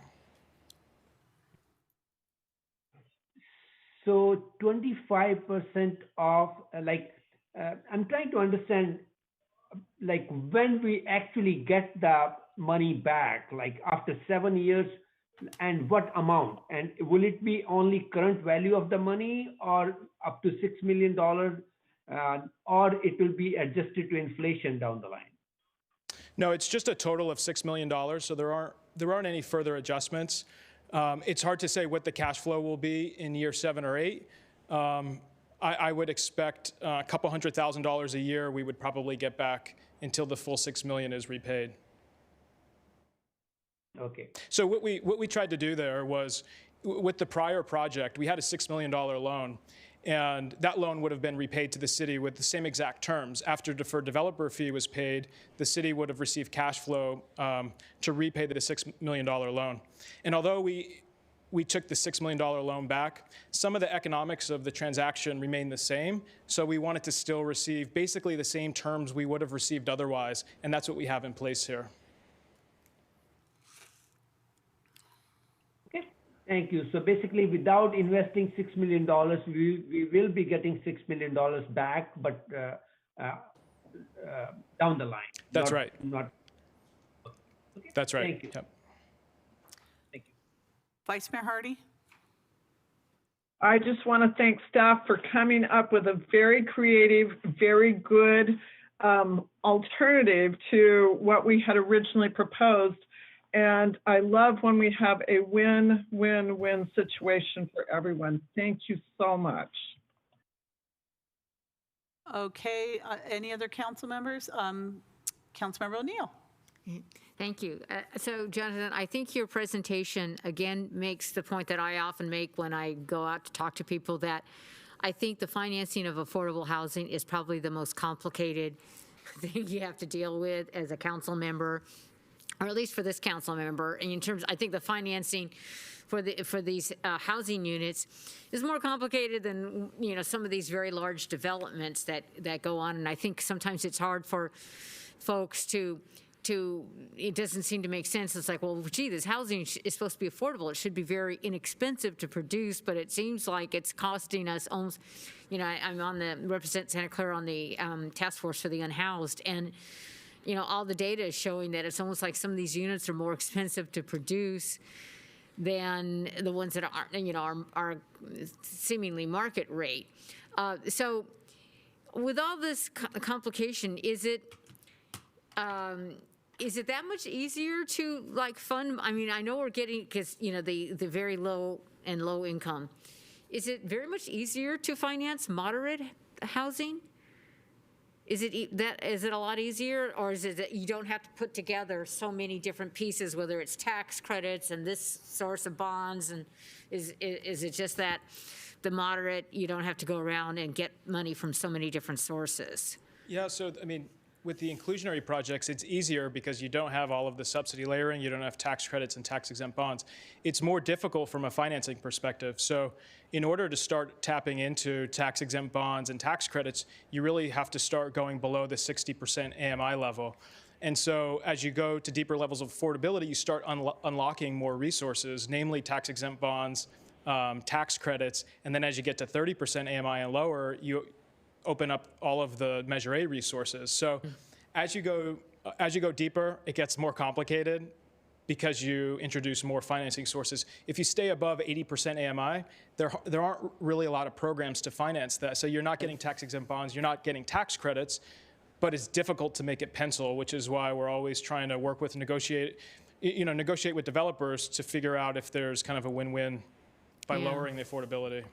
Yeah, I know. I mean, like I said, I've told people, I've sat through sessions about like how do you put together pro forma for affordable housing, and it's like I used to just get lost. So that's very helpful.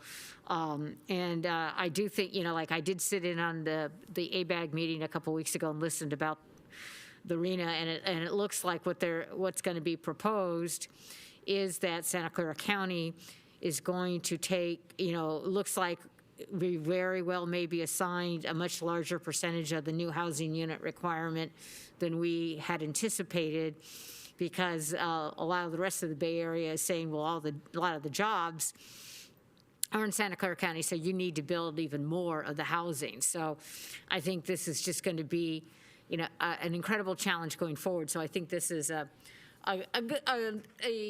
good start, and perhaps it'll give us a model for things we could do in the future. You know, once we've done a couple of these, maybe it'll help us show other developers how it can be done.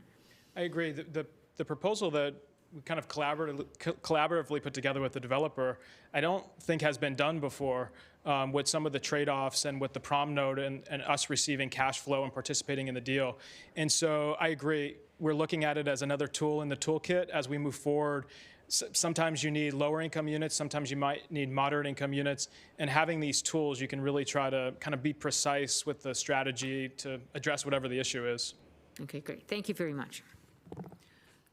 Thank you. I don't see any other comments or questions. Thank you very much, Jonathan. It's an excellent report. So there's a motion and a second on this, Assistant City Clerk, for staff recommendation. Vice Mayor Hardy. Yes. Councilmember O'Neill. Yes. Councilmember Davis. Yes, and thank you, Jonathan. Thank you. Councilmember Watanabe. Yes. And Councilmember Shahal. Yes. Mayor Gilmore. Yes. And that passes unanimously. Thank you again. Thank you. Okay, next we have item number 4, which is action on 2 things. 1, emergency ordinance to add chapter 9.70 to enact COVID-19 worker recall protections for building service, food service, and hotel service workers. And number 2, introduction of an ordinance to add chapter 9.65 to provide hotel service worker retention rights. And there's a recommendation there. Before we get into the item, I was going to ask the council if the council would consider continuing the approval of the emergency ordinance to add worker recall protections to the November 10th meeting for a couple of reasons, but to move ahead with the proposal on the ordinance to add hotel workers under our retention ordinance. And the reason I'm asking for continuance for the recall is we did get this Friday, and it's a new ordinance for us, and I've had some concerns and questions about refining and defining some of the terms in the recall ordinance, tightening up some of the enforcement language, and looking at, there was a recent ordinance passed by the city of San Diego that is the city's similar to the city of Santa Clara in many ways. There's a few ways that they're not similar, but that is the most recent and very attractive ordinance for us to look at, and again, to tighten up some of the enforcement issues. So I think that we'll probably have some speakers tonight that will echo that sentiment. So I think that if we're going to do the recall ordinance, that we do it the right way. And I appreciate what the city attorney's office has provided us. It's a great base for what we're doing. We just need to tighten up a few issues and look at San Diego. So that's the reason I'm asking for the continuance on the one item. But the other retention ordinance is, it looks like that one's good to go. So is there a report on this, city attorney, or is this city manager, city attorney's office? Ruth, do you have a This report? is Ruth Shikata. Yes, Ruth has a presentation. Okay. This is Ruth Shikata, City Manager. Hi. Good evening, Mayor and members of City Council. I have a brief presentation on the 2 ordinances. So maybe we will just skip through some of the provisions of the emergency ordinance. Well, Ruth, if you hold on one second, let me see if I can get a motion to continue the recall part of it, so that might help you. Okay, I'll make the motion to continue the recall till November, yes. Till November 10th. Yeah. November 10th. Yes, So, I'll second okay, we it. have a motion and second on the table, so I just wanted to get that on before you went into your presentation. Very good. Let's have a vote on that, first of all. I have a lot of public hands, so maybe we'll wait on that vote. Yeah, Mayor, I would suggest we hear from the public on the continuance first. If their comments are going to be about the emergency ordinance and how it should be amended, I'd like to hear that before we vote on the motion. Okay, so should I go to the public now? This is just on the continuance. If it's just on the continuance, you should probably go for comment on that right now. Okay, so if there are public members out there that want to speak just on the continuance of the recall ordinance, we can go to the members of the public.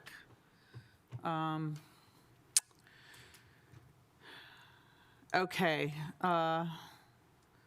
Marlene Bueller?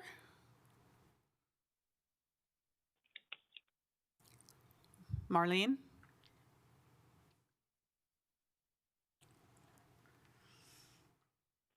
Hello, sorry about that. Okay. Hi, my name is Marlene Bueller, and I work at Levi's as a banquet server. Retention protected our jobs, and I want hotel workers to have the same protection. I was concerned that the recall language could create loopholes. So thank you for considering stronger language at a future meeting. I need this language to be clear to protect me because I am counting on getting my job back to support my family. Thank you for your consideration. Thank you very much, Marlene. Next, we have phone number ending in 1368. 1368.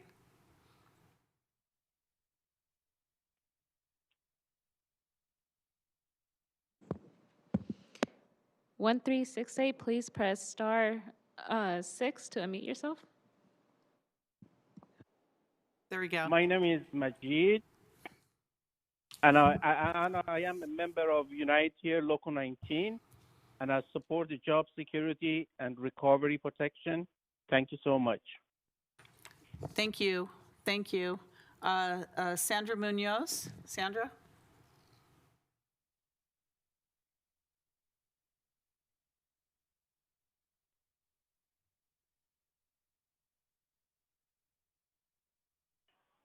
Hi. Hi, Hello? Sandra. Hello, Sandra. Hello. Hi. Yes. Hello. 1 second. Hi. My name is. Oh my goodness. 1 second. Oh, good afternoon.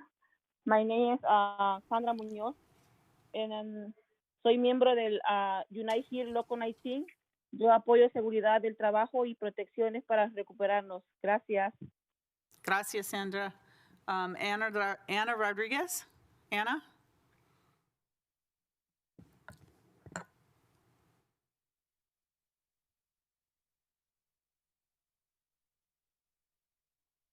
Unmute yourself, Anna, if you can.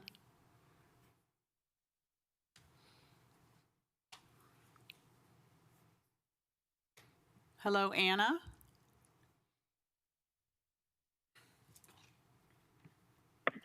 Hello, can you hear me? Yes, we can. Yes. Oh, yeah, I'm sorry. My name is Ana Rodriguez, and of course, I am a member of United Here, Local 19, and I support the job security and recovery protection. Thank you so much. Thank you, Anna. Thank you for calling. Sarah? Thank you. Sarah McDermott? Sarah? Hi, can you hear me? Yes. Hi, thank you so much. I'll speak directly to the continuance and speak to worker retention later. But I just want to say we support this motion. We appreciate the work the staff has done in bringing this forward very quickly. And as a city, you're making an effort to put these protections in place. So we want to make sure the language accomplishes your goal of creating security and recovery for hospitality workers' jobs. We suggest the city use the ordinance the San Diego City Council recently passed with a few revisions to conform to this particular market. And we've also made our counsel, Rich McCracken, available to the city attorney.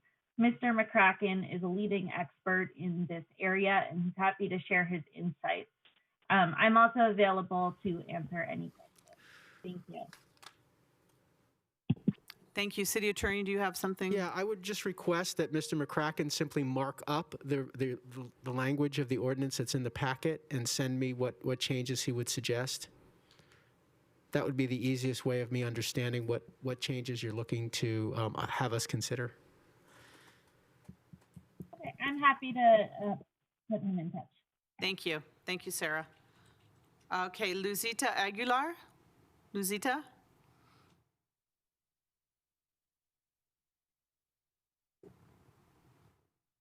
Unmute yourself, please.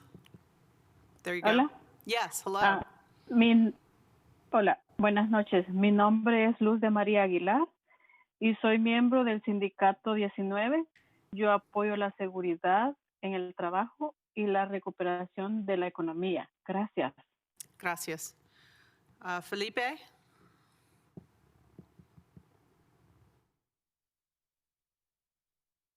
Unmute yourself, Felipe. Thank you. Yes. Yes. Can you hear? Yes. Okay, well, good. My name is Felipe Parga. I am a resident of Santa Clara. I work at the Hilton. I think I have seen you there a couple of times. And also at the Santa Clara Convention Center as a banquet captain, as a server. I have been working in Santa Clara for the last 20 years, 8 years at the Hilton. I am here today to request and ask to see if you can expand the workers' retention ordinance. Because I'm worried that if the hotel where I work gets to be put on sale, and with the new owner, we don't know what will come out of it. But working in this field has allowed me to afford to live in Santa Clara, send my daughter to the university. She graduated and finished it. And I love Santa Clara City. Also, just because of the real estate deal, we might end up not having to go back to work at the Hilton. So I've been working in the hospitality business for the last 30 years in Palo Alto, all over the Bay Area. And I'm asking you to please support the workers' recall and maintain the retention. Thank you. I really appreciate it. Thank you for giving us the chance to speak. Thank you, Felipe, and I hope to see you at the Hilton again soon. Okay. Thank you. All right, number 5221, 5221, last 4 digits of the phone number. Please unmute yourself. 5221. There you go. Hi. Hello. I am actually here with a community member who speaks only Spanish, and I'll be translating for her. Thank you. Okay. Reina, cuando estés lista, puedes dar tu testimonio. Ok. ¿Está bien? ¿Ya lo puedo dar? Sí. Sí. Mi nombre es Reina Díaz y yo trabajaba en Santa Clara para la cafetería del Kaiser y estoy parada por lo de la pandemia y ahora resulta que me quitaron mi trabajo, perdí mi trabajo por lo de la pandemia y pues me siento muy mal porque pues tanto tiempo que yo tenía ahí y de repente nomás me dijeron ya no tienes trabajo y pues mi familia económicamente pues la estamos pasando muy mal porque mi esposo también no tiene mucho trabajo y pues apoyo a la comunidad para que puedan hacer lo de la, ¿cómo se dice? Lo que se va a aprobar para que nos den trabajo a todos y que se componga la economía. My name is Diaz. I used to work as a cafeteria worker at the Kaiser in Santa Clara, and because of the pandemic, I was laid off. It was really hard for me because after such a long time of being there, I was laid off, and it's definitely been a really difficult time. It's been difficult taking care of my 2 kids, and my husband too tries to work, but it's been tough for him to find steady work. Some days he's able to work and some days he isn't. So that's why I'm here speaking in support of a strong right of recall policy that could help the community and help folks like me that want to get back to work. Thank you very much for that. Okay, Manuela. Muchas gracias. Manuela. Oh, hi. Hello. My name is Manuela Amaya. And I work as a housekeeping supervisor at Hilton Santa Clara. I am a member also of United Here Local 19, and I support working retention for hotel workers. Please pass it tonight. I bring back a strong workers recall. And I want to say thank you for the protection, our job security recovery. Good night. Thank you, Manuela. Vincenta Mayoral? Vicenta? Vincenta? Hello. Hello. Mi nombre es Vicenta Mayoral. Soy miembro del local 19, perdón, y apoyo a la seguridad del trabajo y la pronta protección para que pronto podamos regresar a trabajar en esta situación ahorita en la que nos encontramos. Ojalá y podamos se tomen toda la seguridad para empezar a trabajar. Gracias. Gracias, Vincenta. Okay, number ending in 9707. 9707.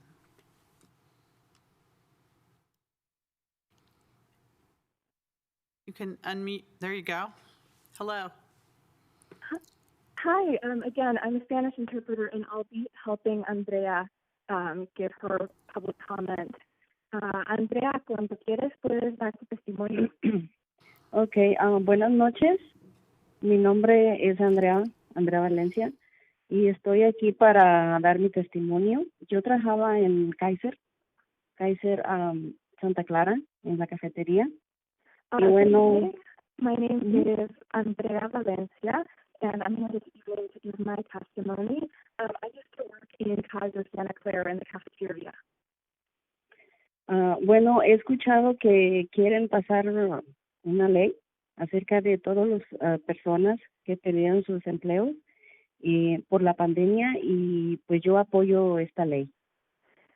And I heard that you were thinking of passing a policy that would help people who lost their jobs because of the pandemic, and I'm here to say that I would support that law. Y bueno, yo digo que esta ley nos ayudaría a todos aquellos que perdimos nuestros empleos y seríamos contratados nuevamente.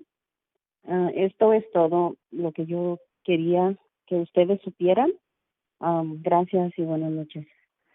And I just wanted to say that I really think this law could help workers like me that lost our jobs because of the pandemic and just want to get back to work. So thank you so very much and have a great evening. Thank you. Gracias, Andrea. All right. You're welcome. Thank you. Raquel,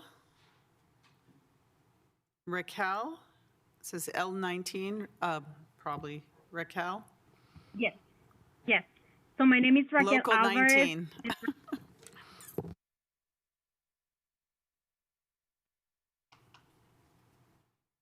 Hello, Raquel. Yes.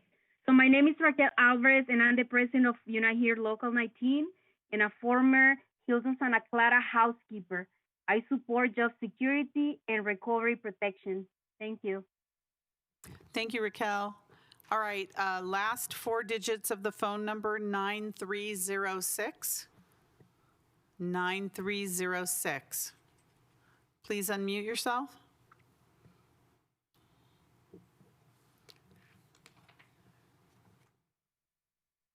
(9306).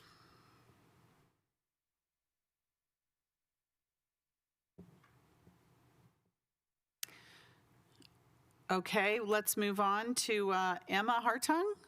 Emma?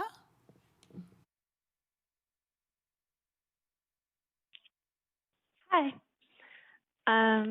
So my name is Emma Hartung, and I'm a Santa Clara City resident. Sorry, I need to.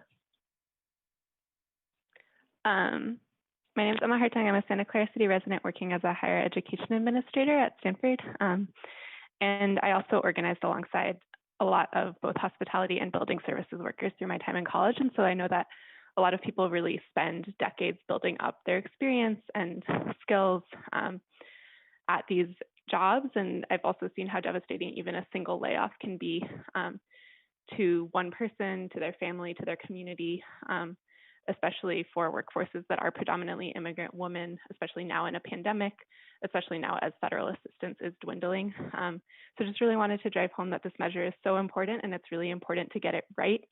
And so just calling on you to please revise the draft ordinance and strengthen it to enable the greatest number of workers to get back to work quickly and safely. Thank you so much. Thank you, Emma, and thank you for your comments on that. We're going to try one more time for 9306. Your hand is up, 9306.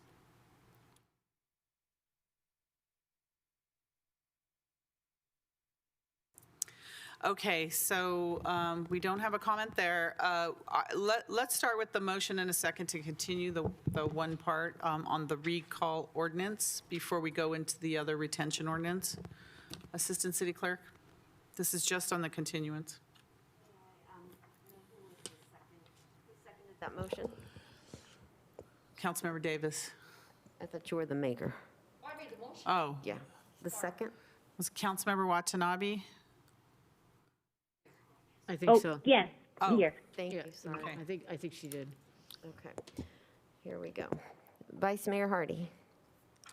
Yes. Councilmember O'Neill. Yes. Councilmember Davis. Yes. Councilmember Watanabe. Yes. Councilmember Shahal. Yes. Mayor Gilmore. Yes. Thank you. Okay, and that passes unanimously. Thank you very much, council, on that. So we're going to go to the other part of this item, which is to prepare an ordinance amending the existing city worker retention ordinance to add hotel workers as an additional class of covered employees.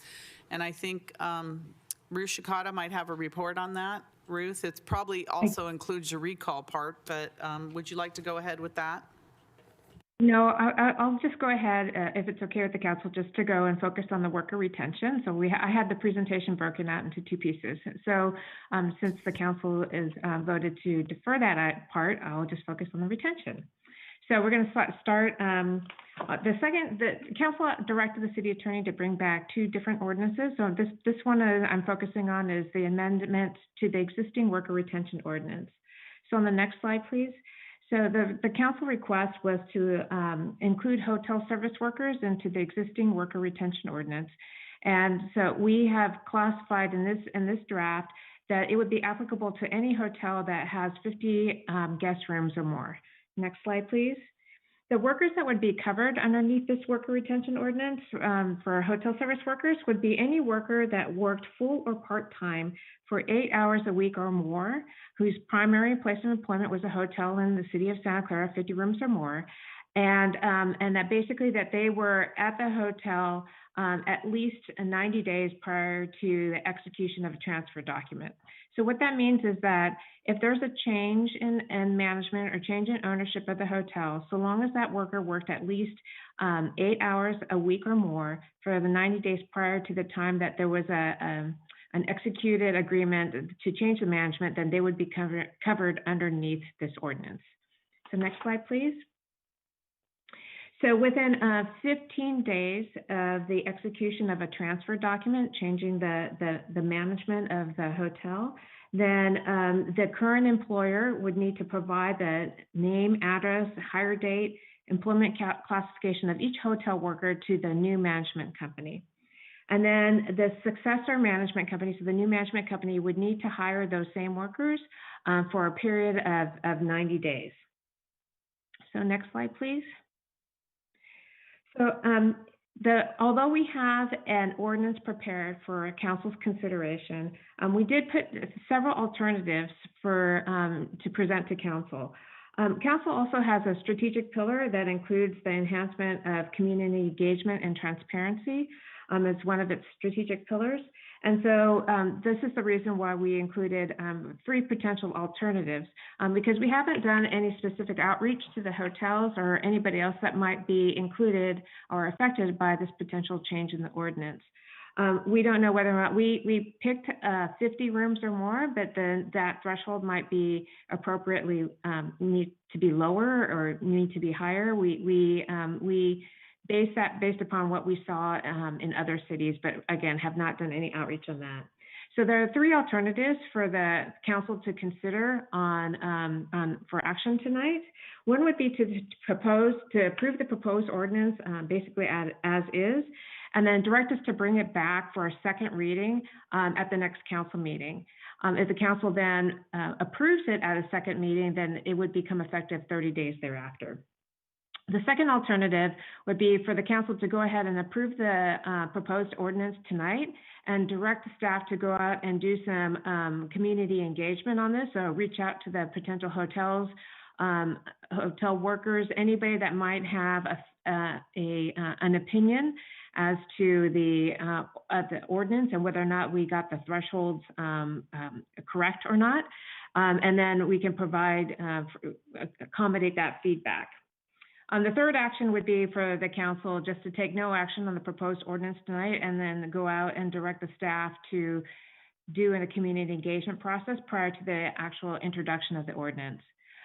One thing I must note is that if the council approves the proposed ordinance tonight, and that after the community outreach, that we find that maybe that we should have had lowered the threshold to like say 20 or 25 rooms, havably applicable to hotels with that lower threshold, then we would need to come back to the council and reintroduce the ordinance for its first reading.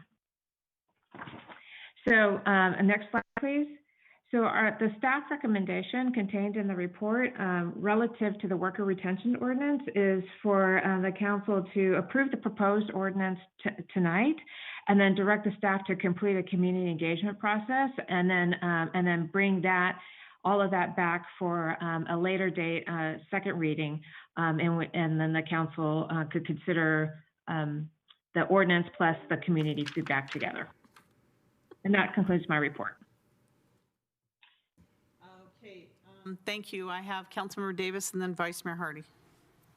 Thank you, Mayor. So, Ruth, if I get this correct, I can approve the proposed ordinance to add hotel workers as covered employees under the worker retention ordinance and direct staff to complete a community engagement process prior to setting a date for the second reading of the proposed ordinance.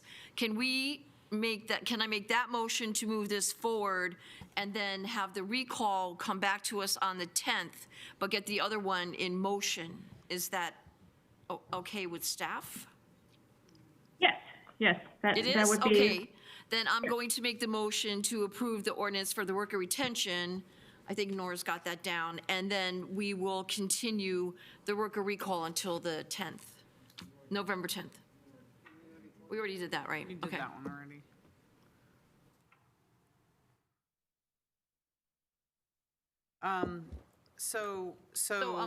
Okay, so Nora, I'm approving the second part of the recommendation. Alternate We four. already took the recalls going to the 10th anyway, that was a motion. So. Correct, gotcha. Okay. So is the motion to approve it for second reading after an engagement process is complete? Yes. So I think we should put a timeline on the engagement process because it's just so open-ended, unless staff can tell us what they envision for the engagement. Yeah. Like what are we looking at, 30 days, 60 days? Because it's hotels, probably, primarily. Correct. So I think we would. I think we would need around 30 days. We would want to reach out to the hotels, but actually reaching out to the hotels is a little bit easier than reaching out to anybody else that might be covered under the ordinance that we would need to potentially tweak the definition of the worker. But I do think 30 days is probably sufficient. Can we put that in the motion, please? Okay, so Ruth, can we put that in the motion to make sure we get that 30 days? Well, I meant you. Oh, yeah, me. I'm sorry. I'm the maker of the motion. Yes. Okay. And do we have a second to her motion? Councilmember O'Neill is second. All right, so I have Vice Mayor Hardy and then Councilmember O'Neill. And then I have members of the public that would like to speak. Yes, I want to make certain I understand for the retention, this is if a hotel changes hands, is that correct? If it changes ownership? That's correct. Okay. And I also want to say, because we have so many people who spoke in Spanish, gracias a todos los que hablaron, los escuchamos a todos. I just said thank you to all of you who spoke. We do hear you all. Okay, thank you, Vice Mayor. We were learning all your talents today, going down slides and speaking Spanish. It's very good. Thank you, Karen. Councilmember O'Neill. Yeah, I think this is something we really need to do. You know, I've made some comments that I think one of the things that's been made way too obvious during this COVID situation is that the impacts of the pandemic have hit different members of our community with disproportionate force. And I think we need to really do some things to help those people who have been hit the hardest. And I think that expanding our worker retention ordinance and looking at some of the recall provisions is one way to try to start helping those people who have been hit the hardest. And I'm always a firm believer in doing outreach, you know, because that's, you know, you get some ideas and hopefully maybe some people can point out some issues. And as we're talking about the hotel management, things we also want to continue to hear from, you know, the worker groups, and if there's other aspects, or, you know, perhaps we have our new DMO, maybe there's some, you know, in our tourism improvement district, maybe some of our people who are active in those sectors can provide some feedback to staff fairly readily. But I do think we should also make sure that the workers are included. Thank you. Thank you, Councilmember O'Neill. So I have some members of the public. First, we have Unite Here Local 19, so I don't know who that person is. Unite Here Local 19 representative. Hi, thanks so much. My name is Frank Cave-Lacoste. Hi, Frank. Organizer with Unite Here Local 19. I used to work as a server and bartender at the Hyatt Regency Santa Clara. And I just want to say that expanding worker retention to hotels will be so important to my former coworkers and friends there at the Hyatt Regency Santa Clara. Because as you know, that hotel is owned by a real estate investment trust. And this is exactly the type of property that could change hands as the economy fluctuates. So by passing this tonight, you'll be ensuring that my former coworkers there have job security if there's a sale.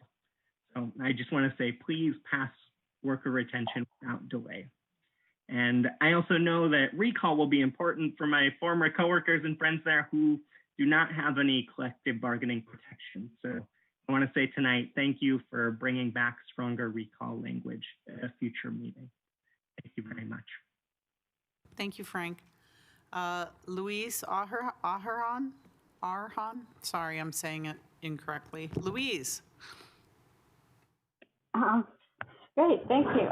Yes, Louise Arhan with Working Partnerships USA. And I want to first thank you for continuing the worker recall to make sure we get that right, and then bringing it back to the next possible meeting. The worker retention is also very important. This type of situation where the industry is depressed, there's a lot of uncertainty, is exactly the time when certain types of private equity firms, or what we used to call vulture equity, are likely to come in and try to make a profit off of these hotels. And oftentimes that's done to the detriment of the workers.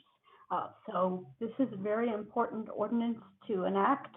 It's worked well already for the existing cafeteria and other workers that the retention applies to, and expanding it to hotels in this time is something really vital to ensure that as we do eventually come back and emerge from this pandemic and get everything going again, that the workers are included in that recovery, that we don't push them out. I am concerned about the delay in the timeline for the second reading. These workers are really struggling. We work with and provide assistance to laid off hotel workers. We see this every day. And to be blunt, we are almost out of money.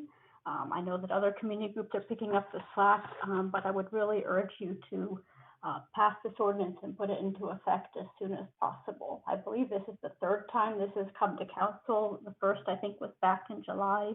So there's been quite a bit of chance for public discussion. And I just urge you to move it as quickly as possible to help give the workers some security. Thank you. Thank you, Louise. That's why we put a 30-day time period in the motion as well. Councilmember Davis did. Sarah Julian? Sarah? Yes, good evening, Mayor, council members. My name is Sarah Julian, and I'm a member of Unite Here Local 19, and I support worker retention for hotel workers. So I appreciate you moving this forward, and I urge you to pass it without delay. Thank you. Thank you, Sarah. And we have another Sarah, Sarah McDermott. Sarah. Hello again. Good evening. I'm Sarah McDermott, the political director of Unite Here Local 19. And I want to thank Mayor Gilmore and council for bringing this issue forward and for being so responsive to our members who have shared their stories with you over the past several meetings where we've discussed this issue. When you passed worker retention in 2017, you made it clear that Santa Clara is a town that cares about job security. And it worked. We saw workers being able to keep their jobs at NVIDIA, Levi's, and the convention center twice. I do want to stress that this is time sensitive as the economy and the real estate market are in flux, and I think we are likely to see properties changing hands. In expanding these protections to hotel workers tonight, you are continuing in the mission you started in 2017, and when we had a robust community engagement around the original retention ordinance. And the actions you are taking tonight are vital for ensuring equitable recovery from the pandemic for hospitality workers, a majority of whom are people of color, immigrants, and women. On behalf of our members, thank you for your leadership. Thank you, Sarah. And then we have Jeff. Welcome, Jeff. Hello, good evening. My name is Jeff Barrera. I'm a resident of Santa Clara and with Working Partnerships USA. And I just wanted to say that, in this moment of COVID, when there's so much uncertainty for business and the economy is in flux, it's a moment when there's a lot of turnover and churn in the industries affected by this ordinance. And at the same time, you have workers facing so much uncertainty right now. How are we going to make rent? How to keep families safe? So many questions, but passing this urgently is a way to, provide at least a little bit of stability and a little bit of hope for folks who have, been contributing to our community for so long and are, struggling so much right now. So I urge the council to, move without delay. This has come before council 3 times already to, pass the retention ordinance and then come back with a draft right of recall. Thank you.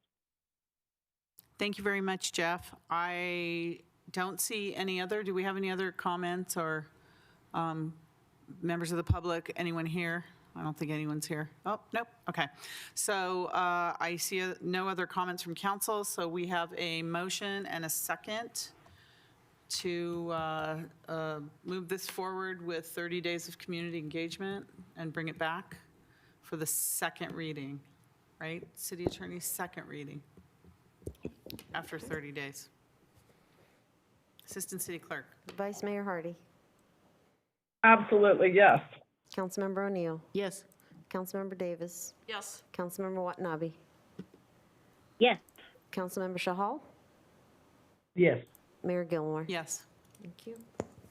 And that passes unanimously. Thank you very much to all who called in and zoomed in to participate. We're going to take a 10-minute break. The next item is going to take a little bit longer, so everyone has a chance to take a comfort break. So it's 7:51, so 8:01 we'll be back. Thank you very much.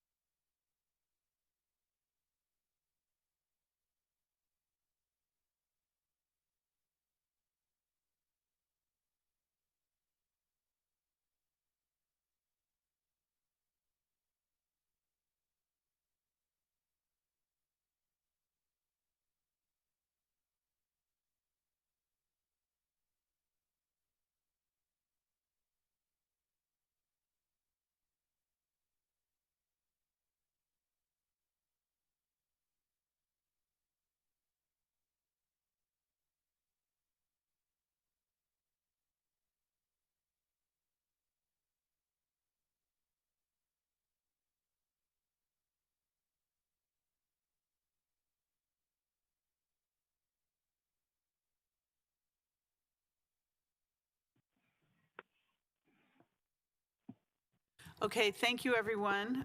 Welcome back. We're moving on to actually our last action item on the agenda, which is item number 5, presentation of Santa Clara Valley Transportation Authority VTA update on the BART Silicon Valley Phase 2 extension project and consideration of delegation of authority to the city manager to negotiate and execute a master agreement between the city and VTA. City manager?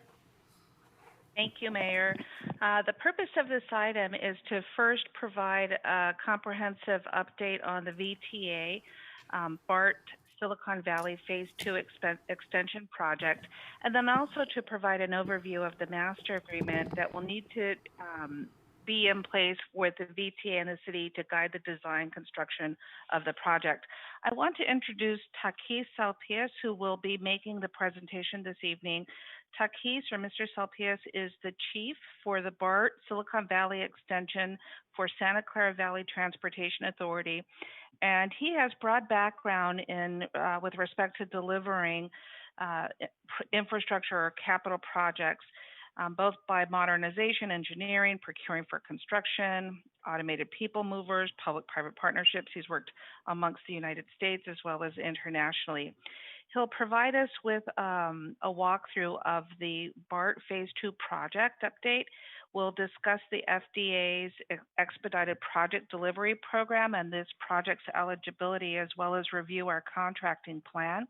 And then I'm going to ask for Craig to take over the last slides so that we can speak specifically to the Santa Clara purpose of the master agreement and items that we are deferring for future cooperative agreements. We've designed this item because time is of the essence. The agreements and our package needs to be delivered to the FDA by end of week. We've designed this item so that we can provide a complete comprehensive update, but also inserted the draft master agreement as far as we were able to get last week.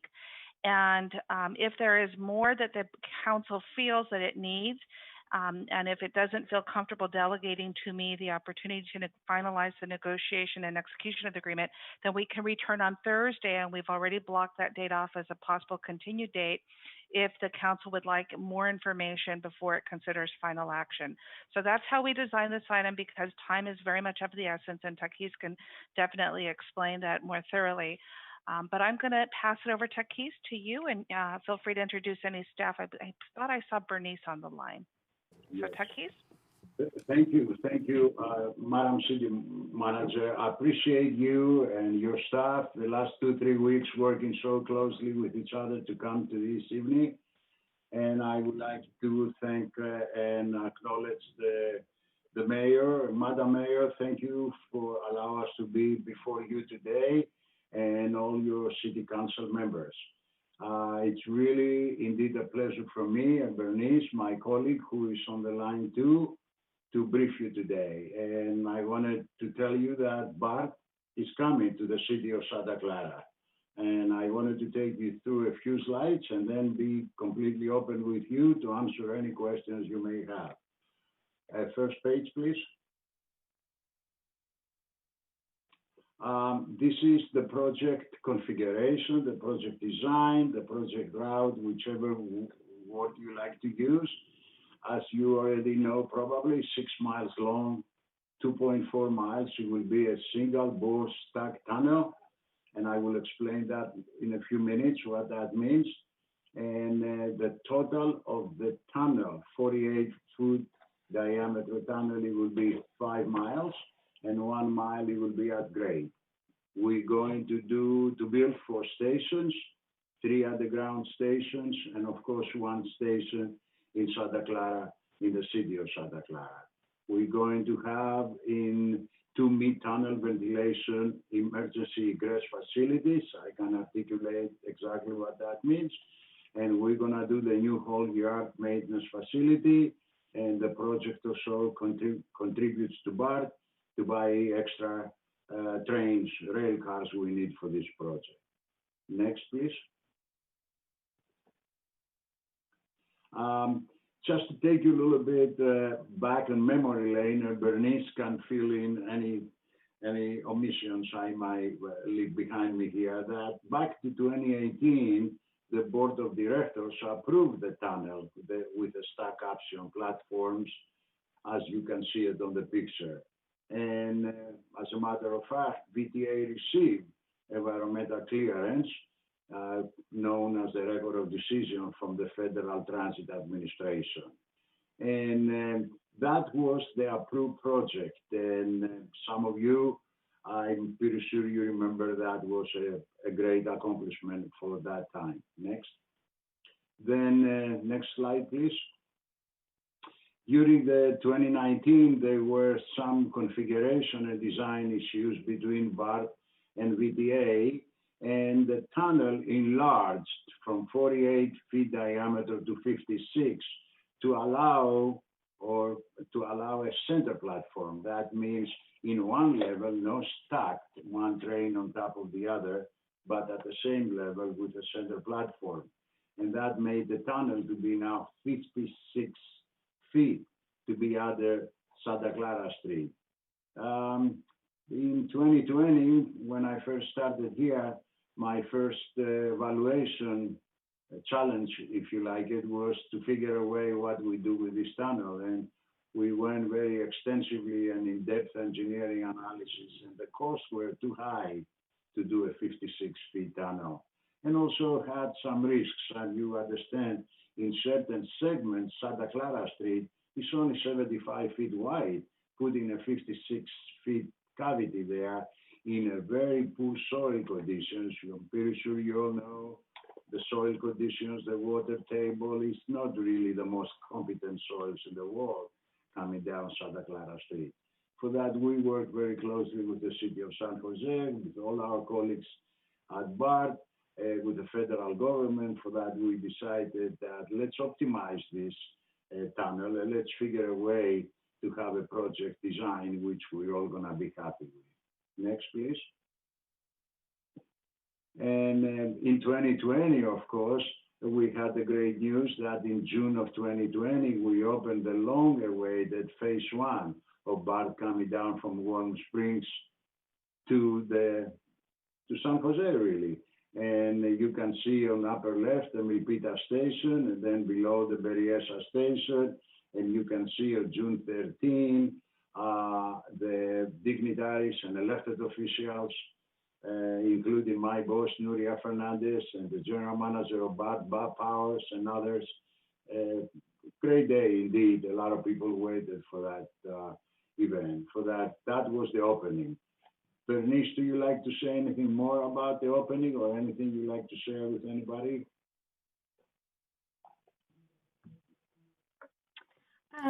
Good evening, everyone. Good evening, Mayor and Council. Just that we're monitoring, we opened up during COVID, so we're not having quite the utilization that we would have during other circumstances. But just today we learned that because more individuals are starting and beginning to return to work, that ridership is increasing a little bit.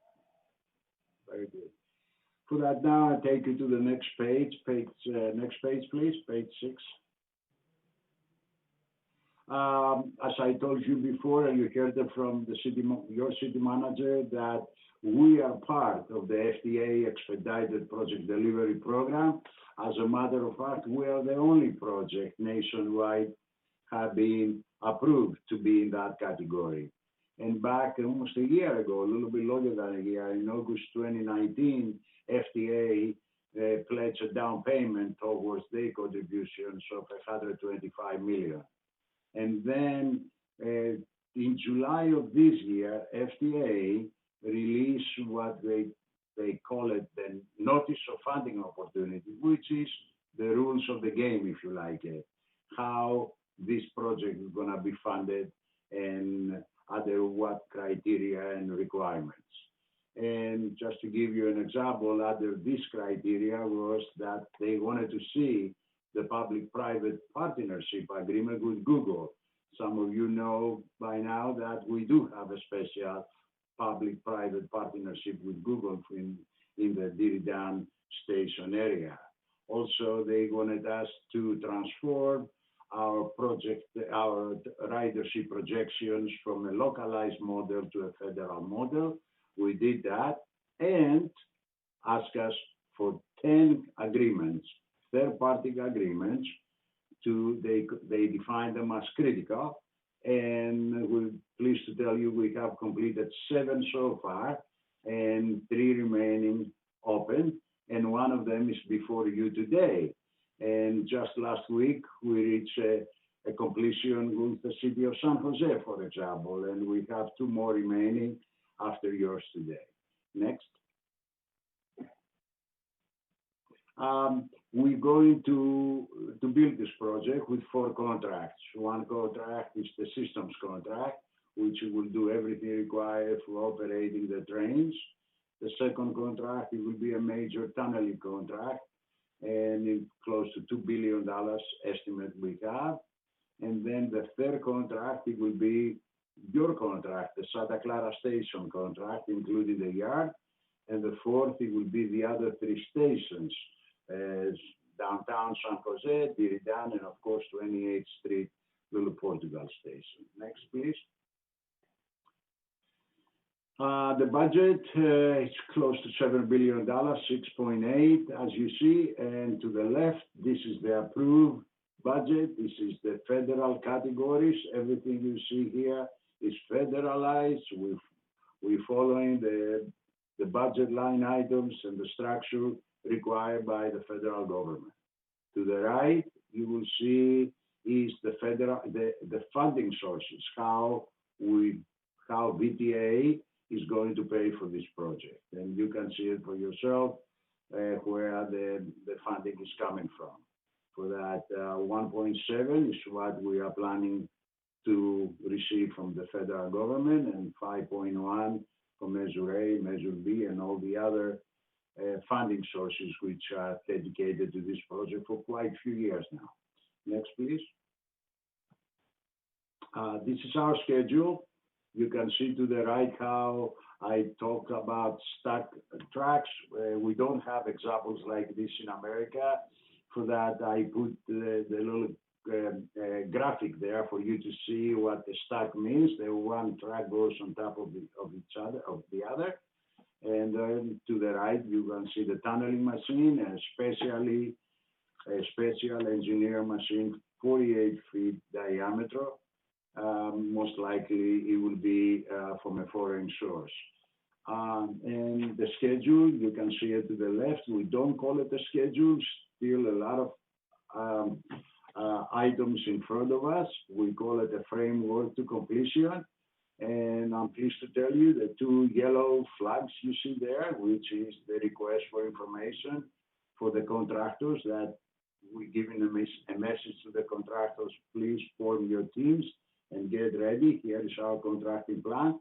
They are green now because we made those milestones, and we are working now on the stations request for information. For that, our schedule, as I am before you today, holds true to this day and so on. And of course, this is the schedule I present every month to our board of directors, and we have a conversation of the different pieces. Next, please. I told you before, and I like to brief you a little bit more on the alignment, just for you to have a conceptual picture in your minds. As you see, we are going to come down from Berryessa. We have long tail tracks there. We're going to cut the tail tracks about 400 feet, and we're going to build a special facility in order for the tunneling machine, assuming it's going to start from the east. Also, we're expecting maybe it will start from the west. Well, we don't know. We provide options to the contractors to launch the tunneling machine from the east or the west. Well, you can see we will come down side by side. You can see to your right in the graphic when it's red, the red tunnel there, the trains, it will be side by side. And they're going to continue down from Berryessa like they are now, side by side. And they're going to come all the way to 13 and Santa Clara Street. At that point, in that emergency ventilation facility, as I called it, the train, it will go one of the tracks, it will go up and ramp and elevate itself on top of the other track. And for 10,200 feet, it will clear downtown San Jose up to the Stockton Avenue similar ventilation facility where the trucks will be unstacked from being over under, it will be side by side again and come to your city all the way to the city of Santa Clara. And you can see the stations and you can see for yourselves the graphic, what we mean when the train is stacked, the little light blue to the right, when the train is side by side, or when the train is side grade. Next, please. Here is the location of the Santa Clara portion of the project. You can see it for yourself. You can orient yourself where the city boundary is between city of Santa Clara and the city of San Jose. You can see the property VTA owns almost 40 acres in that area and adjacent to the airport. And on the yellow graphic is that where the yard's gonna be, and on the blue is where we're gonna put your station, the Santa Clara station. And we're gonna keep talking about this as we advance in the design. It's my commitment to you and your staff that we're gonna be working together to advance the designs to the best we can in order to serve the people of Santa Clara the best we can serve. The next page, I will let Greg, your Public Works Director, take it and discuss with you the agreement. And I'm here to respond to any questions you may have. Craig? Thank you, Takis. Mayor, City Council, Craig Mobeck, Director of Public Works. And so I'll go over the next couple slides of the master agreement. Some items we'll be working with the VTA on future agreements and some alternatives for your consideration, as well as the staff recommendation. So we always knew that with the BART project, master agreement would be necessary. These are fairly common for large-scale projects, really to define the project, the interaction between the agencies, as well as the cooperation that will be needed throughout the project, whether it's the preliminary work or the design reviews or construction inspection. There is still a lot of work that will be done in the city of Santa Clara right away. We'll be reviewing traffic control plans and deliveries and a variety of items. So we were expecting it. What we weren't expecting was having to hammer out the details in about a week or two. But that's all right. We do have experience. Both myself and the Assistant Director of Public Works, Mike Liu, have worked on large-scale projects, including BART. So we're familiar with the master agreement. So over the course of the past week or so, we've been able to connect with VTA on a multiple of times to hammer out the master agreement and really strategize about how we would do that in such a quick time frame.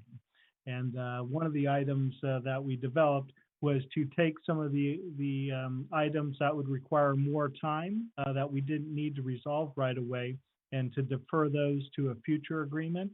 And I'll go through that. But really, the goal is that setting up this master agreement, we know that future agreements and supplementals will be required. And we also know that the guidelines for the FTA and the federal monies will be a requirement. So that is acknowledged in the master agreement as well. So on the next slide, what I've shown here is some of those items that we're able to defer for a future agreement. So they're not in the master agreement in terms of the details. Some of the concepts are included in the master agreement, however. And those include things like what are the specific review milestones the city will be involved with, defining the intervals, whether it's a 30%, 60%, 90%, 100%, and that level of detail.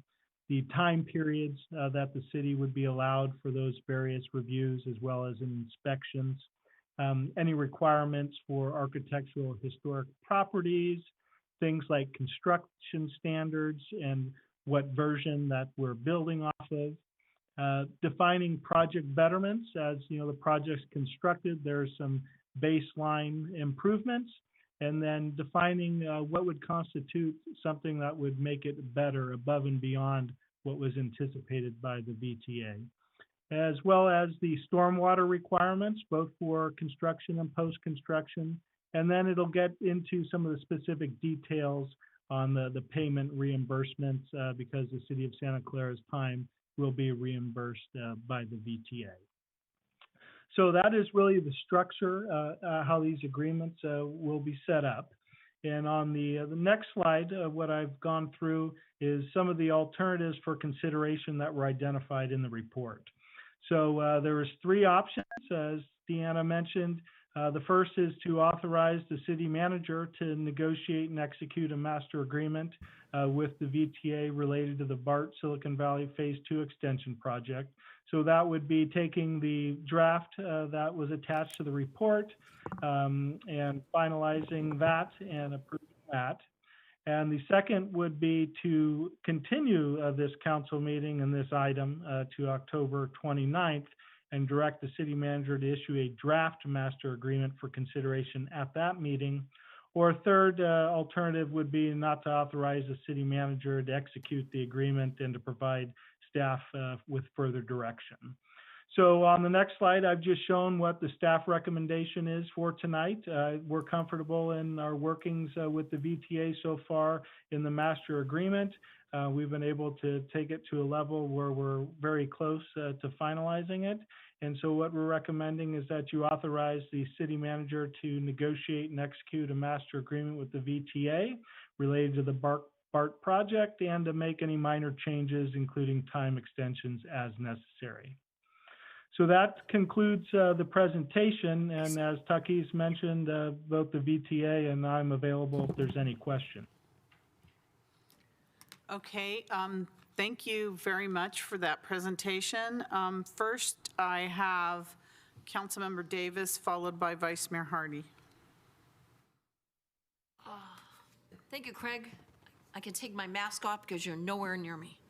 I wanted to thank you all for the presentation. It was pretty clear and impressive with the burrowing and the side-by-side with the tracks. When you have things that are on top of one another, vibration is pretty bad. So I'm pretty impressed with that. So I really wanted to make the staff recommendation to continue the city manager to negotiate and execute the master plan with VTA related to the BART Silicon Phase 2 extension project, and also the fact that the reimbursement to the city, I'm glad that that's going to happen, and we're not going to add any more dollars to anything. I know Teresa O'Neill might hate me for that, but I just, okay, good. I just think that with COVID and stuff, you know, we're already in a budget crisis, so I would like to move you forward because I think that with your points that you're going to have the endeavor of this master agreement, I think you're in a good position. So I would like to make the motion to let you move on forward. Thank you. I'll second that. Okay, we have a motion and a second. We have Vice Mayor Hardy. Thank you. I wanted to make certain that the maker of the motion was taking alternative 1. Correct. Trusting the city manager. Okay, I wanted to make certain of that. And I also had a quick question from an engineering point of view. I understand with the single bore, with the stacked, are there any safety concerns other than just noise? Because I've been on many of these and other cities. I understand how you're trying to keep it side by side where you can, and it's that the most expensive bit of track that goes under San Jose is where you stacked it. Are there any safety concerns when they are stacked that you don't have a problem when they're side by side? Absolutely not, Madam Vice Mayor. That's what took us a little bit extra here, working with the BART colleagues and working with the safety experts. I'm pretty sure you know that we are under the regulatory framework, not only from the US DOT FDA, but from the California Public Utilities Commission. And they have very extensive regulations governing design and construction of rail systems. For that, my answer to you is absolutely not, no safety concerns. Thank you. Okay, thank you. Councilmember Chahal. Thank you, Mayor. Thank you, Mr. Takis and Ms. Bernice for the report and giving us all the details. And thank you, Craig, for the update about master plan. So my question is, like, we have budgeted right now around $6.8 billion on this project. And what, in a scenario where the budget goes, escalated cost is higher, so what happens in that case? Because Santa Clara is the last of the leg. We don't want to be left over that, okay, it goes up to Diridan and budget is done. And what happens in that case? How Santa Clara can be protected in this master plan that, no, definitely whatever happens, we will get a BART up to Santa Clara station? So remember, Sahal, this is a great question. And if you go back to the page where I showed you the project budget and the funding allocations, I didn't spend enough time remind you there that the project budget follows the federal requirements and the structures. What that means is this is years, this is dollars in a year of expenditures, and includes two contingency funds attached to this. That's how the federal government obligates grantees, VTA like us, to make sure something like the scenario you described is not going to happen. Are we very comfortable within the 6.8, and based on the reviews by the federal government and our risk assessment, we have enough money to build this project and open your station in the city of Santa Clara. Okay, and will that be like in writing in our master plans? Okay, this is how it is, and we will be protected. I hope, Craig, it may be a question for Craig, how we memorialize this thing in our master plan. Yeah, well, in the master agreement is the project description that identifies the Phase 2 project. And as part of that is included is the station in Santa Clara in that project description. Okay. And does it talk about the budget also, basically? The master agreement talks about the relationship between the city of Santa Clara and the VTA. It references, I don't know if it references all the budget, but in terms of construction dollars and things like that, that's not part of our master agreement. But like I said, the project scope and the descriptions include the Santa Clara station. Greg, I'd like to add something more here. When we come to a point to execute our contract with the federal government, call it the full funding grant agreement, the guarantee there is we building the whole project, and we are not going to depend on additional funding sources outside of what our funding plan shown on page 8 of my presentation. For that is the whole thing. Why it takes almost a year since August 2019 to come to this point, because some of these questions really, how much it will cost, what dollar you're using, what is contingencies you include, what's your funding revenues, and so on. For that, yes, we don't need to worry. We are not going to come to the city of Santa Clara to fund this project. And something more, that piece inside the city of Santa Clara is important, is the bookend, if you like it, to make the whole project work. We cannot really turn the trains back if we don't have the new whole yard. We cannot maintain service. Don't have that. That's the best answer I can give you at this moment. Okay. Okay, I'm happy that this project is being expedited, whether because of federal needs or. So you mentioned that there are 3 contracts which are not in place right now. One is with us, Santa Clara. Who are the other 2 contracts which are to be signed, basically, which are pending to make it happen? The other 3 agreements is one with the JPB, which completed tonight, and we're going to have it tomorrow for review here. And the other is with the state of California. It's an agreement we had with the state of California, but the dates have to be updated. Because as you saw on the mapping I showed you, that we go in other 3 state facilities. And based on the state requirement, Caltrans. And, we go in other Caltrans facilities, we have to update our agreement. That's the 2 remaining agreements, that's all. And what's the status of negotiation with the state? Done. We are almost done. We have an agreement with the state. Like I said, we have an agreement with the state, but the dates, because this project, our project was a little bit late on phase one, the dates expire. For that, we're working to update these dates. Oh, okay, okay. Okay, thank you very much, and we are looking forward to it. Hopefully, we can save some years to bring the BART over here in Santa Clara with expedited process. Thank you very much again. Thank you. Thank you. Councilmember Watanabe. Thank you, Mayor, and thank you, Mr. Takis, for the presentation, and also Craig Moback for the presentation as well. Just 3 questions, but I think I heard during the last series of questions, I heard somebody say the word terminus, and that was my question. So this Santa Clara station is still considered the terminus for this phase 2 extension? Yes, Madam Council Member, yes. The answer is yes. This is the 4th station coming down from Berryessa, if you like it. For this extension, the way the project has been approved via the many years of the environmental process, the city of Santa Clara station is the last station to this. Okay, great. And then in regards to where the station is going to be located, and I know you had a timeline showing the RFP and how everything is going to be phased. How will you also, will VTA or BART or be also working with the project? It just went out of my head. The Gray Star project. No, it's not Gray Star.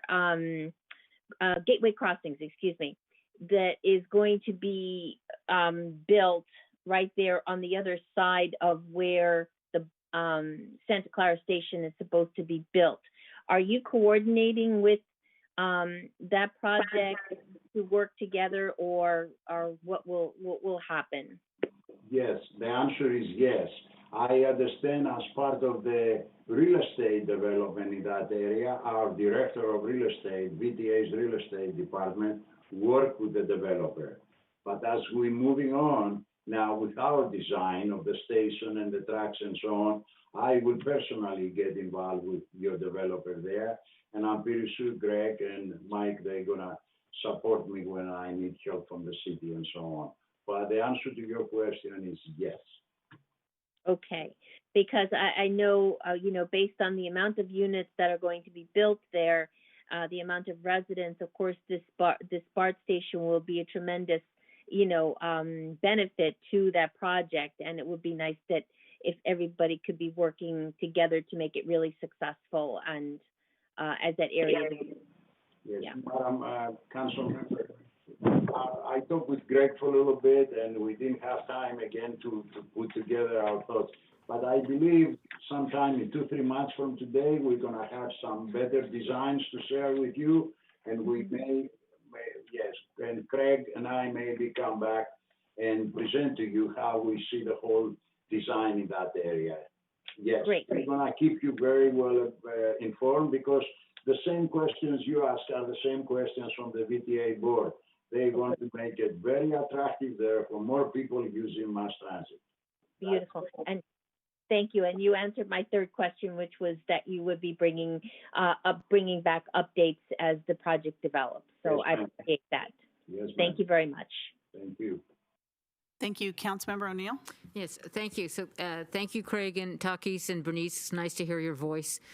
So I wanted to make a couple of comments and ask a couple questions. So as Takis was, just for the public, as Takis was kind of referring to, you see that on those pictures, you see that large expanse of land that VTA owns that used to be called the Newhall Yards, and the vision for that, which not everybody in the community, the larger community, agrees with, is for that to be a maintenance and storage yard, so that we can more efficiently, as Takis was referring to, making sure that you don't have to move trains all the way over from the East Bay to Santa Clara to have them start their run. so that you can have at the end of the day that there will be trains in Santa Clara and that there will be a maintenance facility. And I know Taki's also referred to the public-private partnership with Google, and part of what some of my discussion with VTA management has been that I think that that yard also provides an opportunity for Santa Clara to participate in some public-private partnership if we can develop air rights over that yard, just as our partner Related has done in Hudson Yards in New York. And so that could bring a lot more development and to help us make our new downtown be much stronger and more feasible to developers if there's also a large-scale development there at the yards there in Santa Clara. But one question I had was that I thought it was definitely decided that the tunnel boring was going to start from Santa Clara, just in part because of the space that's available there, and, you know, to remove the, the muck or whatever you want to call it from what's going to be the tunnel boring machine. So it's kind of like if you've already got the tunnel all the way down to Santa Clara, that the station itself isn't going to cost that much more compared to what is going to happen. But so maybe, I don't know, maybe Takis, if you could explain, like I said, I thought that it had already been decided to start from Santa Clara, but it's still up in contention that maybe it would start from Berryessa. Thank you for your question. The answer here is this. Yes, you're absolutely correct. That were the discussions the last couple of years, that the tunneling, it will start from the city of Santa Clara, from the property VTA owns there. However, during the last 2-3 months talking to the contractors, as I mentioned, we do have a request of information out there for the contractors sending us questions, which we started the collaboration, if you like it, with the contractors. This is very high risk construction, as you know, for that is to the benefit of VTA and the public in general to be working with the contractors. Contractors are telling us, hey, is there a possibility to give us a second option in case we want to start from the east? Hey, maybe some of us will figure out a way to have two tunneling machines. One starts from the east, the other from the west. We have to have this flexibility. Mm-hmm. And based on these conversations is where staff and I we're looking to be able to satisfy that choice, if you like it. It's a matter of choice. But yes, you are correct. For the last 2 years, always said we're going to start from the west because we have the property. And now we are really addressing if we can provide the option to the contractors to start from the east. Okay, great. Thank you for that. And I just also, for the benefit of the Santa Clara community, there was a master plan done for this whole area that VTA led and San Jose and the city of Santa Clara participated in. And in addition to that master plan, which is in existence, VTA did develop what they call a playbook for developers, specifically for the Santa Clara station. And I think that, with that document, in conjunction with the specific plan we're developing for our downtown, we ought to be all looking at all those things as to figure out what are all the opportunities that are in front of us so that we can really develop a vibrant community there around this transit center, this historic transit area, to make sure that we will have the residents and the businesses, as I said before, to support a strong downtown in Santa Clara. So those are I will be supportive of the motion, so thank you very much. Thank you, Councilmember O'Neill. Do we have any public members? Oh, wait, Councilmember Watanabe, do you have some more comments? Your hand is up. No, Mayor, I don't. Okay. I'm sorry. No, that's okay. Do we have any public members that would like to speak on this issue? Seeing none? Well, thank you, everyone, for the reports. We do have a motion, and I just want to make sure that I have the motion, which is the staff recommendation to authorize the city manager to negotiate and execute a master agreement with VTA related to BART Silicon Valley Phase 2 extension project and make minor changes, including time extensions as necessary. Is that the motion? Okay. That we're voting on. Bring it back, so we can at least see it, maybe give us an overview of what's in, when the agreement's finalized? That is not it. It's not, in the but I'll just make that comment that at some point, Yeah. maybe we might want to then make sure that Yes, we city understand. manager, just your comments on that you'll bring that back for Or us just to do see it, kind what of an you- informational item on what was finally. executed. Absolutely. We'll bring it back as an informational report and just put it in the packet for discussion if that's what the council would like to do at the time. All right, very good. So, Assistant City Clerk. Vice Mayor Hardy. Absolutely, yes. Councilmember O'Neill. Yes. Councilmember Davis. Yes. Councilmember Watanabe. Yes. Councilmember Shahal. Yes. Mayor Gilmore. Yes. Thank you.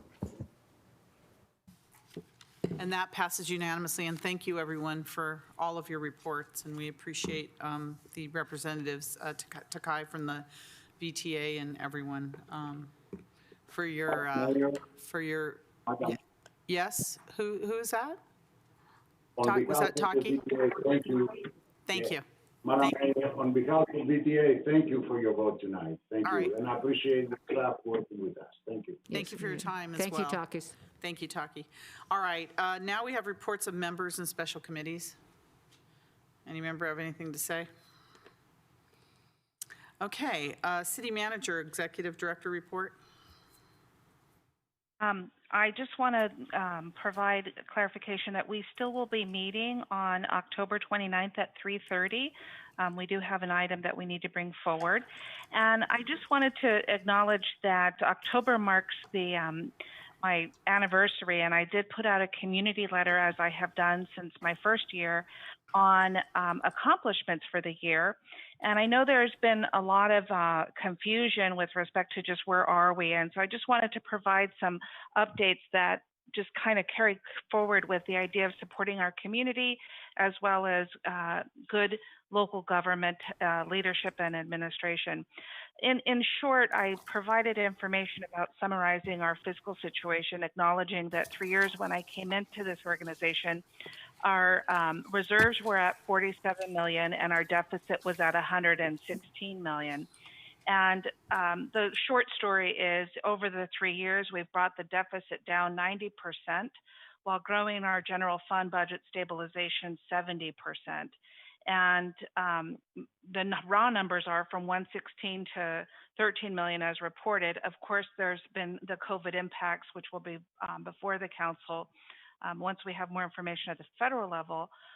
But we are certainly in a much better place than we were 3 years ago. And it's a question I often ask myself, is that where we're at now is by far stronger than we were 3 years ago to particularly address the issues of COVID during this time.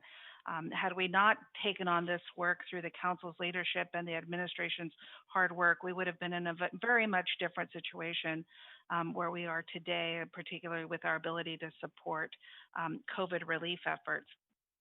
So while there is a lot of confusion out there about us mismanaging the city's budget, I actually think that we've strengthened it and have positioned it well for where we find ourselves today.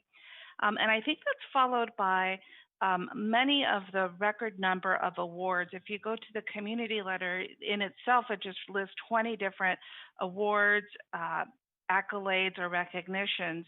And the attachment carries many more of those items, but they span across the full service or broad range of services that we provide, everything from budget, procurement.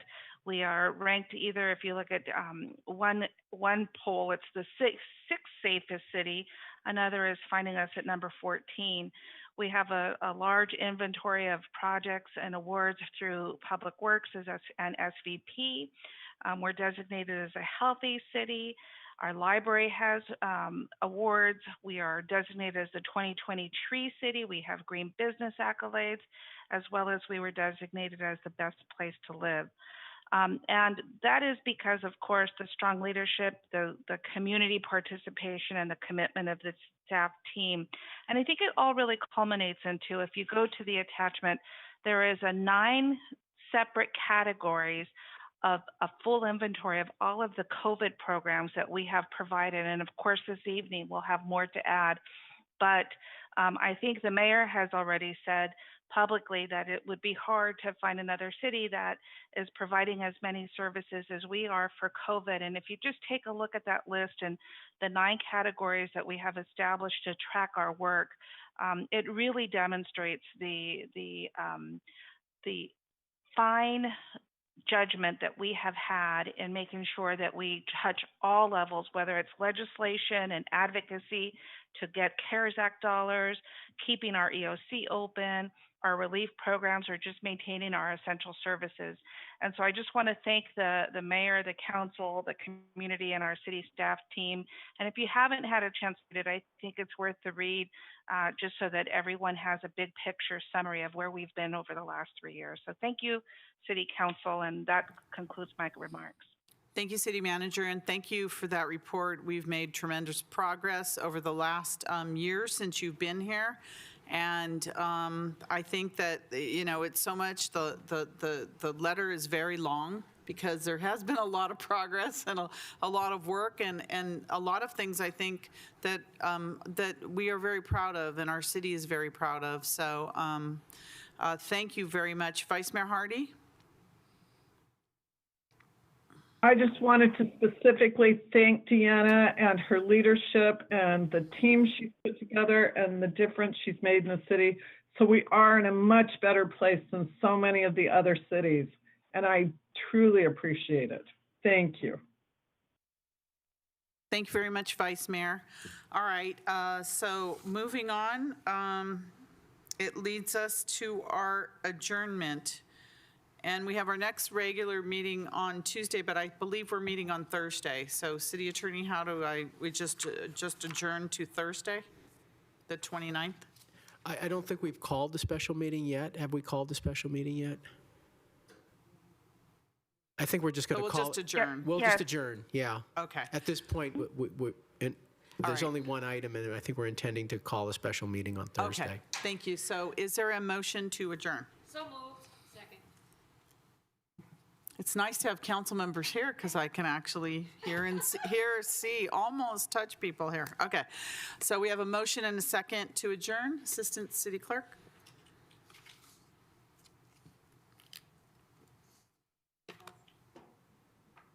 Vice Mayor Hardy.